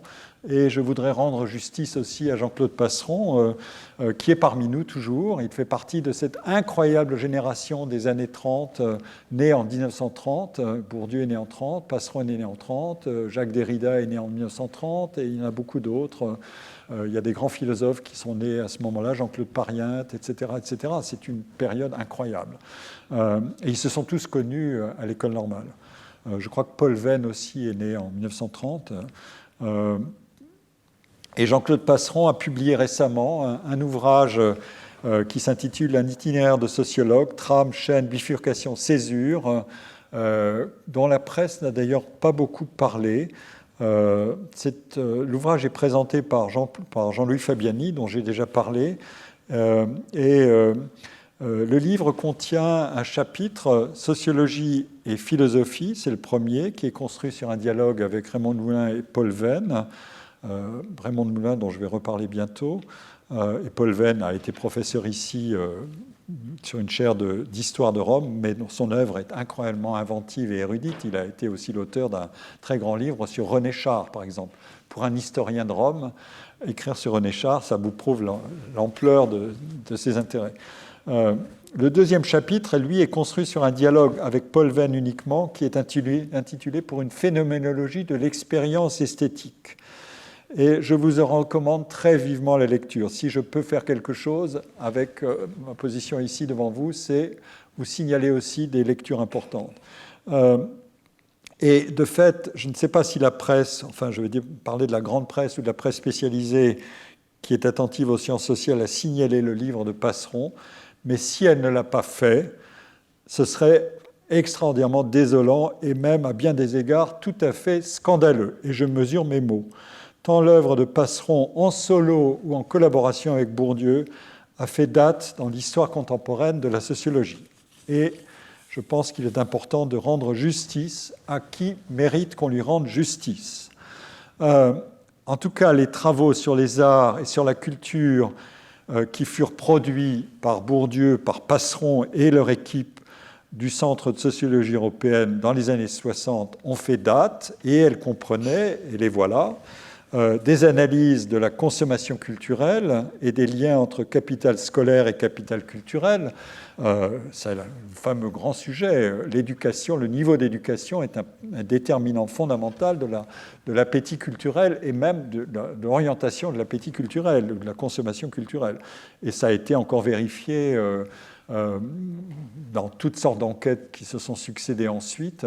Le facteur le plus prédictif de la consommation culturelle, c'est le niveau d'éducation. Et j'ai eu l'occasion de le redémontrer dans le chapitre d'un ouvrage qui était dirigé par mon collègue ici au collège Didier Fassin, un ouvrage qui s'appelle « La société qui vient », et où j'ai fait un bilan de la connaissance actuelle sur la consommation culturelle. Et ce sujet-là, il est indiscutable. Cette corrélation est indiscutable. Et ça a été fait par Bourdieu, Passeron et leur équipe, dans notamment des héritiers, des étudiants à leur culture. Puis il y a eu la grande recherche sur les musées, le public des musées, de Bourdieu, Alain Darbel, qui était un statisticien de l'INSEE, et Dominique Schnapper, qui est une sociologue qui a fait carrière à l'école des études, mais qui a aussi été membre d'ailleurs du Conseil constitutionnel, auquel elle a consacré un livre. Et le livre qui en est sorti, c'est « L'amour de l'art, les musées d'art européens et leur public ». Et puis il y a eu un livre de Bourdieu sur les usages, et de son équipe, un livre collectif, sur les usages sociaux de la photographie en 1965. Donc vous voyez, en quelques années, tout d'un coup, le champ se débloque. La sociologie empirique prend position. Et c'est très important parce qu'on était dans l'héritage de la philosophie, on tournait en rond dans les arguments de la philosophie, dans son extension vers une histoire sociale, pétri de marxisme, etc. etc. Et de l'autre côté, Durkheim et son héritage n'étaient pas encore très féconds. Et Weber avait infusé, mais il ne devient vraiment présent qu'à partir du moment où un travail empirique peut se mettre en place. Et c'est aussi une manière pour la sociologie d'affirmer sur un domaine particulier où l'art et la sociologie ne seraient pas en principe en train de faire bon ménage. C'est une manière de dire on peut, sur ce domaine-là aussi, avoir des résultats empiriquement démontrables. Et ça se fait d'abord sur la consommation artistique. Il n'y avait personne là-dessus, rigoureusement. Et la consommation culturelle. Le schéma théorique complet de ce qui a été d'abord fait sous forme empirique, mais sans non plus être dépourvu d'arguments de concept, bien sûr. Le schéma complet sera développé par Bourdieu dans La Distinction en 1979, avec ce que j'appelle son constructivisme structuraliste, ou son structuro-constructivisme, si vous voulez. Mais de l'autre côté, il y avait, vous me direz, que trouve-t-on dans des enquêtes, dans une sociologie d'enquête, donc une sociologie qui va avoir sur le terrain, à propos de la production artistique, donc des artistes et des marchés et des acteurs des milieux artistiques. Eh bien, on trouve à ce moment-là un seul exemple d'un livre, c'est celui-ci, Le marché de la peinture en France de Raymond de Moulin, qui paraît en 1967 et qui connaît d'ailleurs une deuxième édition dès 1967, qui est devenu un véritable classique de la recherche en sciences sociales. Je n'ai pas de biais particulier pour dire tout ça, même si j'ai fait ma thèse avec elle. Ce sont des indices objectifs que je peux citer et qui m'ont été rappelés à maintes reprises. Cette position de classique, elle est attestée aussi par le fait que le livre a été constamment réédité par Jérôme Lindon aux éditions de Minuit, sans jamais le passer en livre de poche, parce que Jérôme Lindon savait qu'il se vendrait en édition pleine, et pas en livre de poche. Il se vendrait de toute façon, et plus cher. Et l'édition est aussi une affaire de faire des profits sur certains livres pour publier d'autres livres. Et le livre a été publié dans la collection de Pierre Bourdieu, Le sens commun. Je reparlerai de ce livre un peu plus tard dans mon cours, notamment quand je traiterai des marchés artistiques, parce que Raymond de Moulin a réussi une combinaison d'approches qui est incroyable. Ethnographie, sociologie, économie, et une économie pas banale, une économie schumpeterienne, une économie des théories de la concurrence monopolistique imparfaite. Ça peut vous paraître un peu comme ça, du langage très technique, mais c'est profondément pertinent pour approcher le monde des arts. Et elle avait réussi l'exploit sans précédent d'avoir dans la salle où elle soutenait sa thèse, dont ce livre est issu, à gauche, il y avait les artistes, à droite, les marchands, et tout le monde a applaudi. Ça, c'est un exploit à peu près unique, alors que normalement, ils ne pouvaient pas s'entendre les deux aussi facilement que ça, mais pour des raisons... Donc, elle avait réussi à tendre un miroir à ce monde-là, mais sans l'écraser d'une sorte de sociologie du soupçon ou de la dénonciation, et en même temps avec une sorte d'empathie pour les deux mondes, pour dire chacun a ses raisons d'agir, et regardons comment ils font. Et en même temps, c'est absolument parfait sur l'analyse. Ça ne crée aucune sorte de compromis douteux sur la pertinence et la rigueur de l'analyse des comportements des uns et des autres. Et voilà, mais j'en redirai un peu plus long plus tard.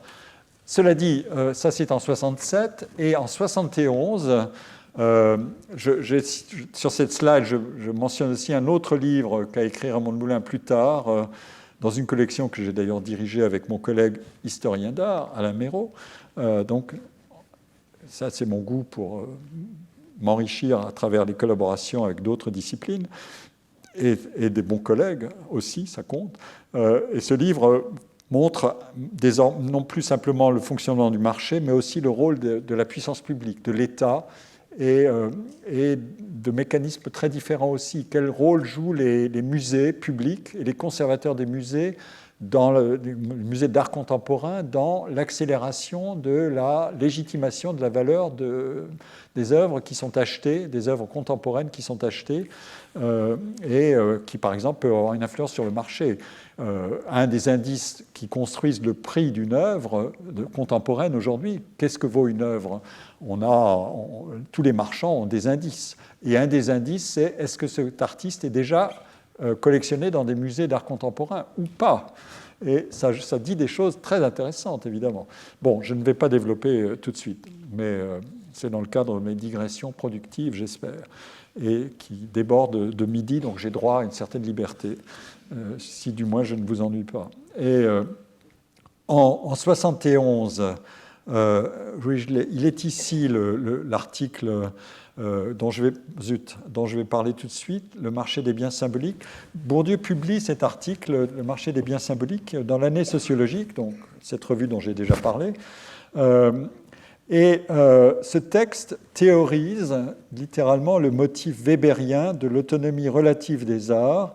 Et ce texte commence à élaborer cette théorie des champs qui gouvernera toute son approche des arts, et au-delà des arts, plus tard. D'un mot, que signifie chez Bourdieu cette notion d'autonomie relative, qui était déjà, comme je l'ai dit, présente dans le travail de Charles Lalo, dans l'art et la vie sociale. Cette autonomie relative se réfère chez Bourdieu à trois choses. Selon l'argument de Max Weber, concernant le cours de l'évolution historique, la sphère d'activité artistique s'est progressivement constituée et séparée à la manière d'un espace de confinement protecteur, où l'artiste peut s'abriter en partie, mais pas complètement, des influences contraignantes qui s'exerceraient directement sur son travail. Si l'espoir d'un entrepreneur ou d'un industriel, c'est de contrôler directement le travail d'un artiste, ça ne marchera jamais. C'est comme si on reportait l'idéal d'avoir la recette du succès sur l'entrepreneur qui va dire « Je vais vous dire comment faire, vous, monsieur l'artiste, et j'ai le secret, et donc vous vous obéirez à ce que je fais. » Eh bien, ça ne marche pas comme ça. Et donc, le processus d'autonomisation, il qualifie ce point-là.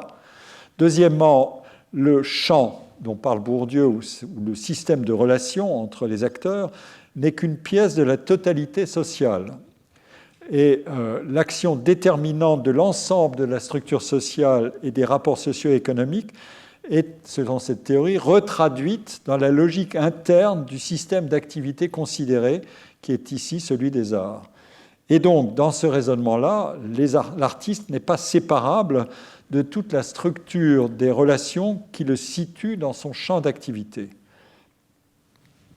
Je vous rappelle que dans la théorie de tradition marxiste, l'artiste n'avait que l'identité sociale d'un représentant d'une classe, d'une fraction de classe. Cet argument est très développé dans le livre de Antal, par exemple, sur la peinture florentine. L'identité d'un représentant d'une classe, de ses intérêts et de son idéologie.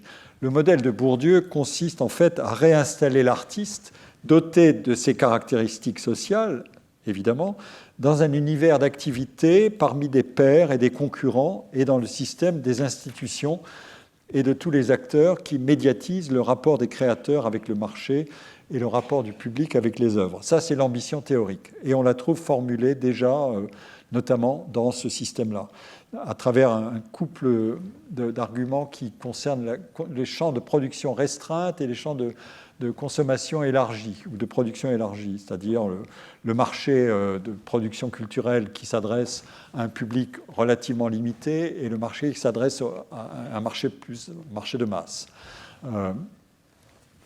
Et dans ce texte, et plus tard, on trouve se poser la question de savoir mais qui au juste est un créateur? Qu'est-ce qu'il est au juste? Et Bourdieu dit la chose suivante, il le reprendra formulé autrement dans un livre qui s'appelle Questions de sociologie, et il écrit la chose suivante. Qui a créé les créateurs? C'est le titre du chapitre. Le sujet de l'œuvre, résume Bourdieu, c'est donc un habitus en relation avec un poste, c'est-à-dire avec un champ. Les déterminismes sociaux dont l'œuvre d'art porte la trace s'exercent d'une part à travers l'habitus du producteur, renvoyant ainsi aux conditions sociales de sa production, en tant que sujet, famille, etc., et en tant que producteur, école, contact professionnel, et d'autre part à travers les demandes et les contraintes sociales qui sont inscrites dans la position qu'il occupe dans un certain champ de production.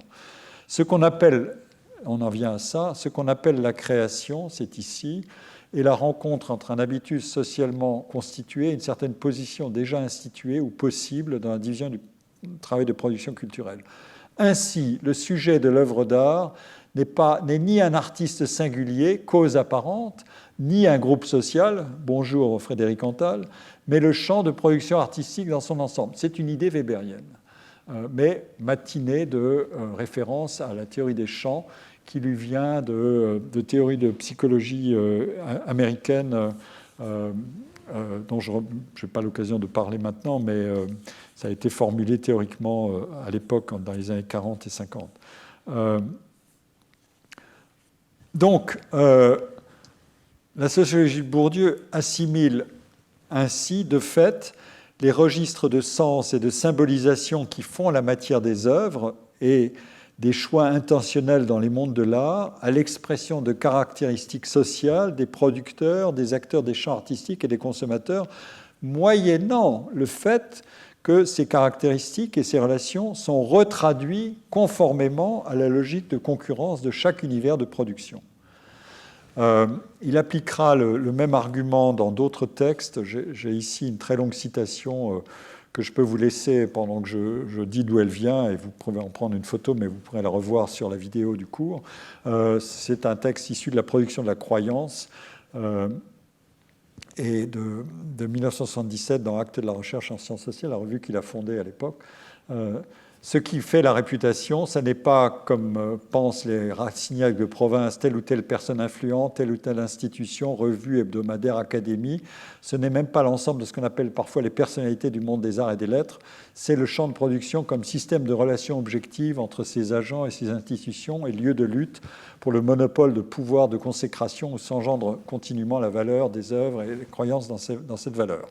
Bon, c'est un programme qui est formulé avec une virtuosité théorique évidente. La démonstration empirique qu'elle exige pour être totalement démontrée est beaucoup plus difficile. Mais en tout cas, la théorie est là. Et le texte continue là, mais je ne vais pas le lire parce que même on a encore du temps, si on s'est fixé à 12h30, l'heure tourne. Je vous laisse les choses sous les yeux un instant. La seconde orientation qui émerge en quelque sorte, des intuitions weberiennes et de la théorie weberienne. Celle-ci, dans le courant des années 60, elle s'affirme, et qui s'affirme dans les années 70, elle nous conduit vers les États-Unis. Elle est liée à un certain nombre de travaux.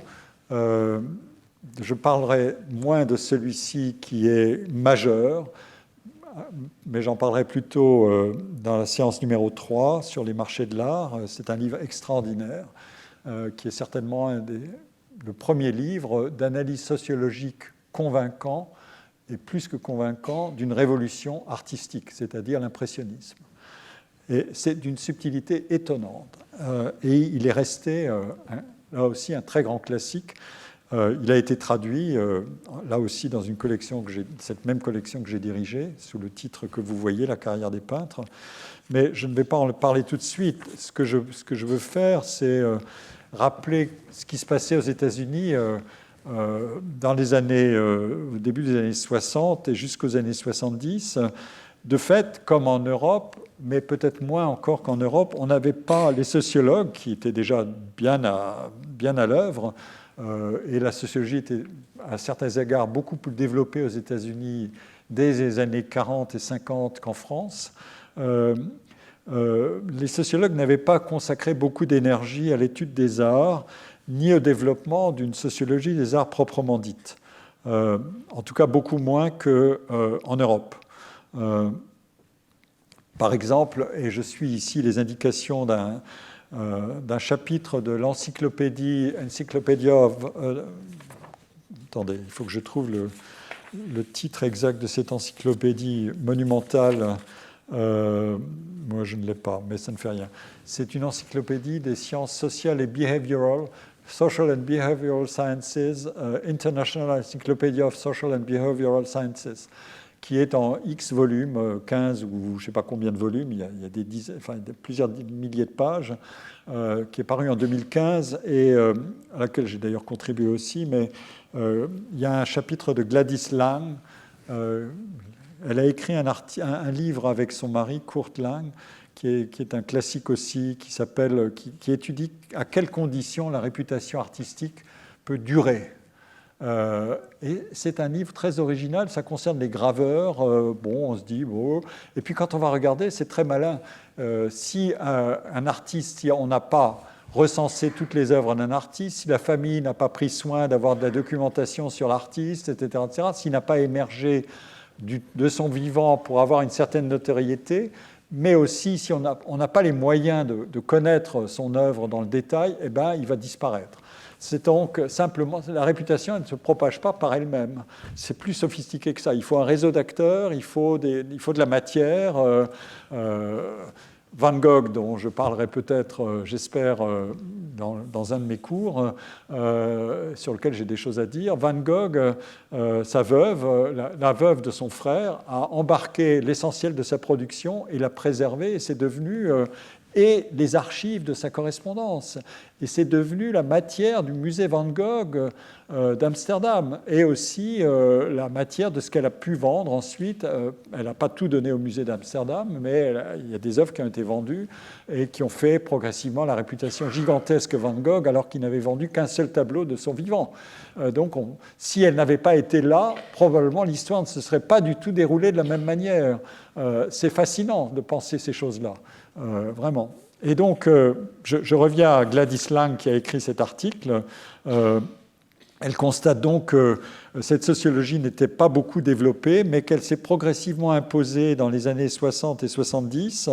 Elle n'était pas développée parce que, au fond, les sociologues américains soit faisaient de la sociologie quantitative à haute dose et magistrale, il faut bien le dire, à Columbia et à Harvard notamment, et que par ailleurs les problèmes sociaux auxquels s'intéressaient les sociologues américains étaient plutôt des sujets sociaux, comme on les appelle. Alville Goulner, qui a écrit en 70 un grand livre sur la sociologie américaine, disait que la sociologie empirique était en train de devenir aux États-Unis l'évaluateur du welfare state, c'est-à-dire qu'est-ce que les sociologues peuvent nous apprendre sur tous les sujets de l'État-providence sur lesquels il nous faut des connaissances, des données empiriques, etc. etc. Et Alvil Goodner appelait ça « the technical evaluator of the welfare state ». Et dans ce contexte-là, évidemment, les arts n'étaient peut-être pas considérés comme prioritaires. Surtout qu'à l'époque, aux États-Unis, l'État ne s'occupait pas beaucoup des arts. Ça a un peu changé ensuite, mais il n'y avait pas une puissance de l'État pour soutenir les arts. Et donc, c'est un des facteurs qui a pu jouer pour le manque d'intérêt des sociologues avant les années 60 et 70, le manque d'intérêt pour les arts. Et pourtant, on observe progressivement un intérêt qui commence à apparaître. Et il y a un petit nombre de chercheurs qui a eu le mérite de déclencher cet essor après-guerre de la théorie et de la recherche en sociologie de la culture et surtout en sociologie des arts. Et ce petit nombre de chercheurs s'est notamment référé à certaines publications, ce qu'on appelle des readers dans la production américaine, c'est-à-dire des livres qui réunissent une série d'articles qui sont à la fois de la matière à enseignement et qui font le point sur un domaine de recherche. Et il y a eu 2 readers qui sont parus, The Art and Society en 1964 et un autre livre qui est paru en 1970, Sociology of Art and Literature. Donc ça existe, le vocabulaire existe, mais l'intérêt ne grandit pas très vite. Mais il y a dans ces readers référence à un livre, c'est celui qui figure ici, Canvases and Couriers, qui est un livre magistral. Et puis il y a une autre référence qui est très vite présente, c'est celle de Howard Baker. Le groupe qui a agi pour déclencher la recherche cumulative sur les arts et la culture, ça s'appelait un groupe qui avait publié un volume de la revue American Behavioral Scientist qui s'intitulait The Production of Culture. C'est un titre basique, mais dont le grand organisateur était un sociologue américain qui s'appelle Richard Peterson. Et dans ce groupe figure Howard Baker. Et Howard Baker est l'auteur de ceci. Et je finirai là-dessus parce que je n'ai pas le temps d'aller plus loin, sinon je vais le massacrer en voulant le résumer, et il mérite mieux que ça. Mais je vous donne juste l'affiche, en quelque sorte. À gauche, vous avez un article de 1974, publié dans l'une des 2 grandes revues américaines de sociologie, enfin des 2 plus grandes revues, American Sociological Review, qui s'intitule Art as Collective Action. Intéressant, c'est une manière de dire si le couple des arts et de la sociologie ne faisaient pas bon ménage, c'est peut-être parce que les artistes croyaient qu'ils étaient inanalysables. Ce sont des personnalités tellement singulières qu'aucun sociologue ne peut rendre compte de leur singularité. Et Baker intitule tout simplement son affaire Art as Collective Action. C'est une activité collective. Et l'artiste, il est pris dans un réseau d'interdépendance avec plein de gens. Et sans ces gens-là, ça ne marcherait pas. Et il faut l'analyser. Et c'est ça son coup de force, en quelque sorte. Et l'article paraît en 1974, mais il figure ensuite comme un des chapitres retransformés, mais du livre qui fera la percée sur ce sujet, qui est Art Worlds, de 1982, que publie Baker, et qui sera publié en 1988 en traduction française dans cette collection dont j'ai déjà parlé, sous le titre « Les mondes de l'art ». Et Baker lui-même publiera, et c'est sur cette affiche aussi, ultérieurement un livre sur le jazz. Lui-même était aussi pianiste de jazz. Ça permet quand même un certain nombre de choses, d'être à la fois artiste, bon, pas virtuose, mais quand même. Quand il donnait des conférences en France, il aimait bien avoir un piano à la fin pour jouer un morceau, à la fin du colloque, pour jouer un morceau de jazz, et ça l'amusait beaucoup, et il jouait très bien. Il a gagné sa vie comme étudiant comme ça, hein, en jouant du jazz. Donc mais il avait appris. Et il a dialogué avec un collègue américain, Robert Faulkner, pour faire ce livre, The Jazz Repertoire in Action, qui est un livre très original. Et le nommé Robert Faulkner a lui-même écrit un livre que j'ai trouvé extraordinaire sur un sujet qui paraît pas extraordinaire, c'est les compositeurs de musique de film à Hollywood. C'est bourré de suggestions théoriques géniales, extraordinaires. Vraiment, pour moi, c'est un livre magistral. Quand vous faites de la recherche, je vais finir comme ça, et puis après j'arrêterai de m'enthousiasmer pour retomber sur Terre. Quand vous faites de la recherche, vous ne savez jamais très bien comment se construit votre boîte à outils. C'est assez mystérieux. Et il y a des livres où vous dites, bon, les compositeurs de musique de film à Hollywood, et puis vous allez regarder, et le but, c'est de prélever. Il faut être un peu prédateur, c'est-à-dire vous n'allez pas résumer ce qu'il fait, vous allez trouver des idées qui peut-être ne correspondront pas au centre même du livre, mais il y a des idées qui fonctionnent. Et vous dites, tiens, et comment est-ce que je vais les appliquer, ou comment je vais les transporter, ou les relier à d'autres idées, et je vais fabriquer mon machin, mon système. Et je me souviens de l'émerveillement que j'ai eu en lisant ça, en voyant dans ce livre-là un tableau extrêmement simple qui montrait comment collaboraient les compositeurs et les producteurs. Est-ce que les compositeurs collaborent souvent avec les mêmes producteurs ou avec des producteurs qui peuvent varier dans le temps, donc ils n'ont pas de lien fort avec eux, ils n'ont que des liens faibles, ou bien est-ce qu'ils mélangent leur activité avec des liens forts et des liens faibles. Autrement dit, de la sécurité en continuant de travailler avec des gens qu'ils connaissent déjà. C'est le même argument que tout à l'heure j'ai développé, et en travaillant et en renouvelant leur collaboration avec d'autres producteurs. Et c'est fantastique parce que ça marche, ça marche. Le succès et la réussite individuelle peut être lié à cette composition de portefeuilles de liens de travail. Et je l'ai même mesuré sur des... Mais je m'arrête, j'ai mesuré sur des contrats d'artistes en France, dans les arts du spectacle, exactement comme ça. Et ça marchait exactement. Et ça, je le dois à Robert Faulkner, et à la lecture de Robert Faulkner, je la dois elle-même à Howard Baker. Et je vous remercie pour votre attention interrompue. Et je vous donne rendez-vous la semaine prochaine. N'oubliez pas qu'il y a un morceau de, je crois, Claude Debussy qui s'appelle la sérénade interrompue. Eh bien, nous avons eu un cours en forme de sérénade un peu interrompue. Je vous remercie.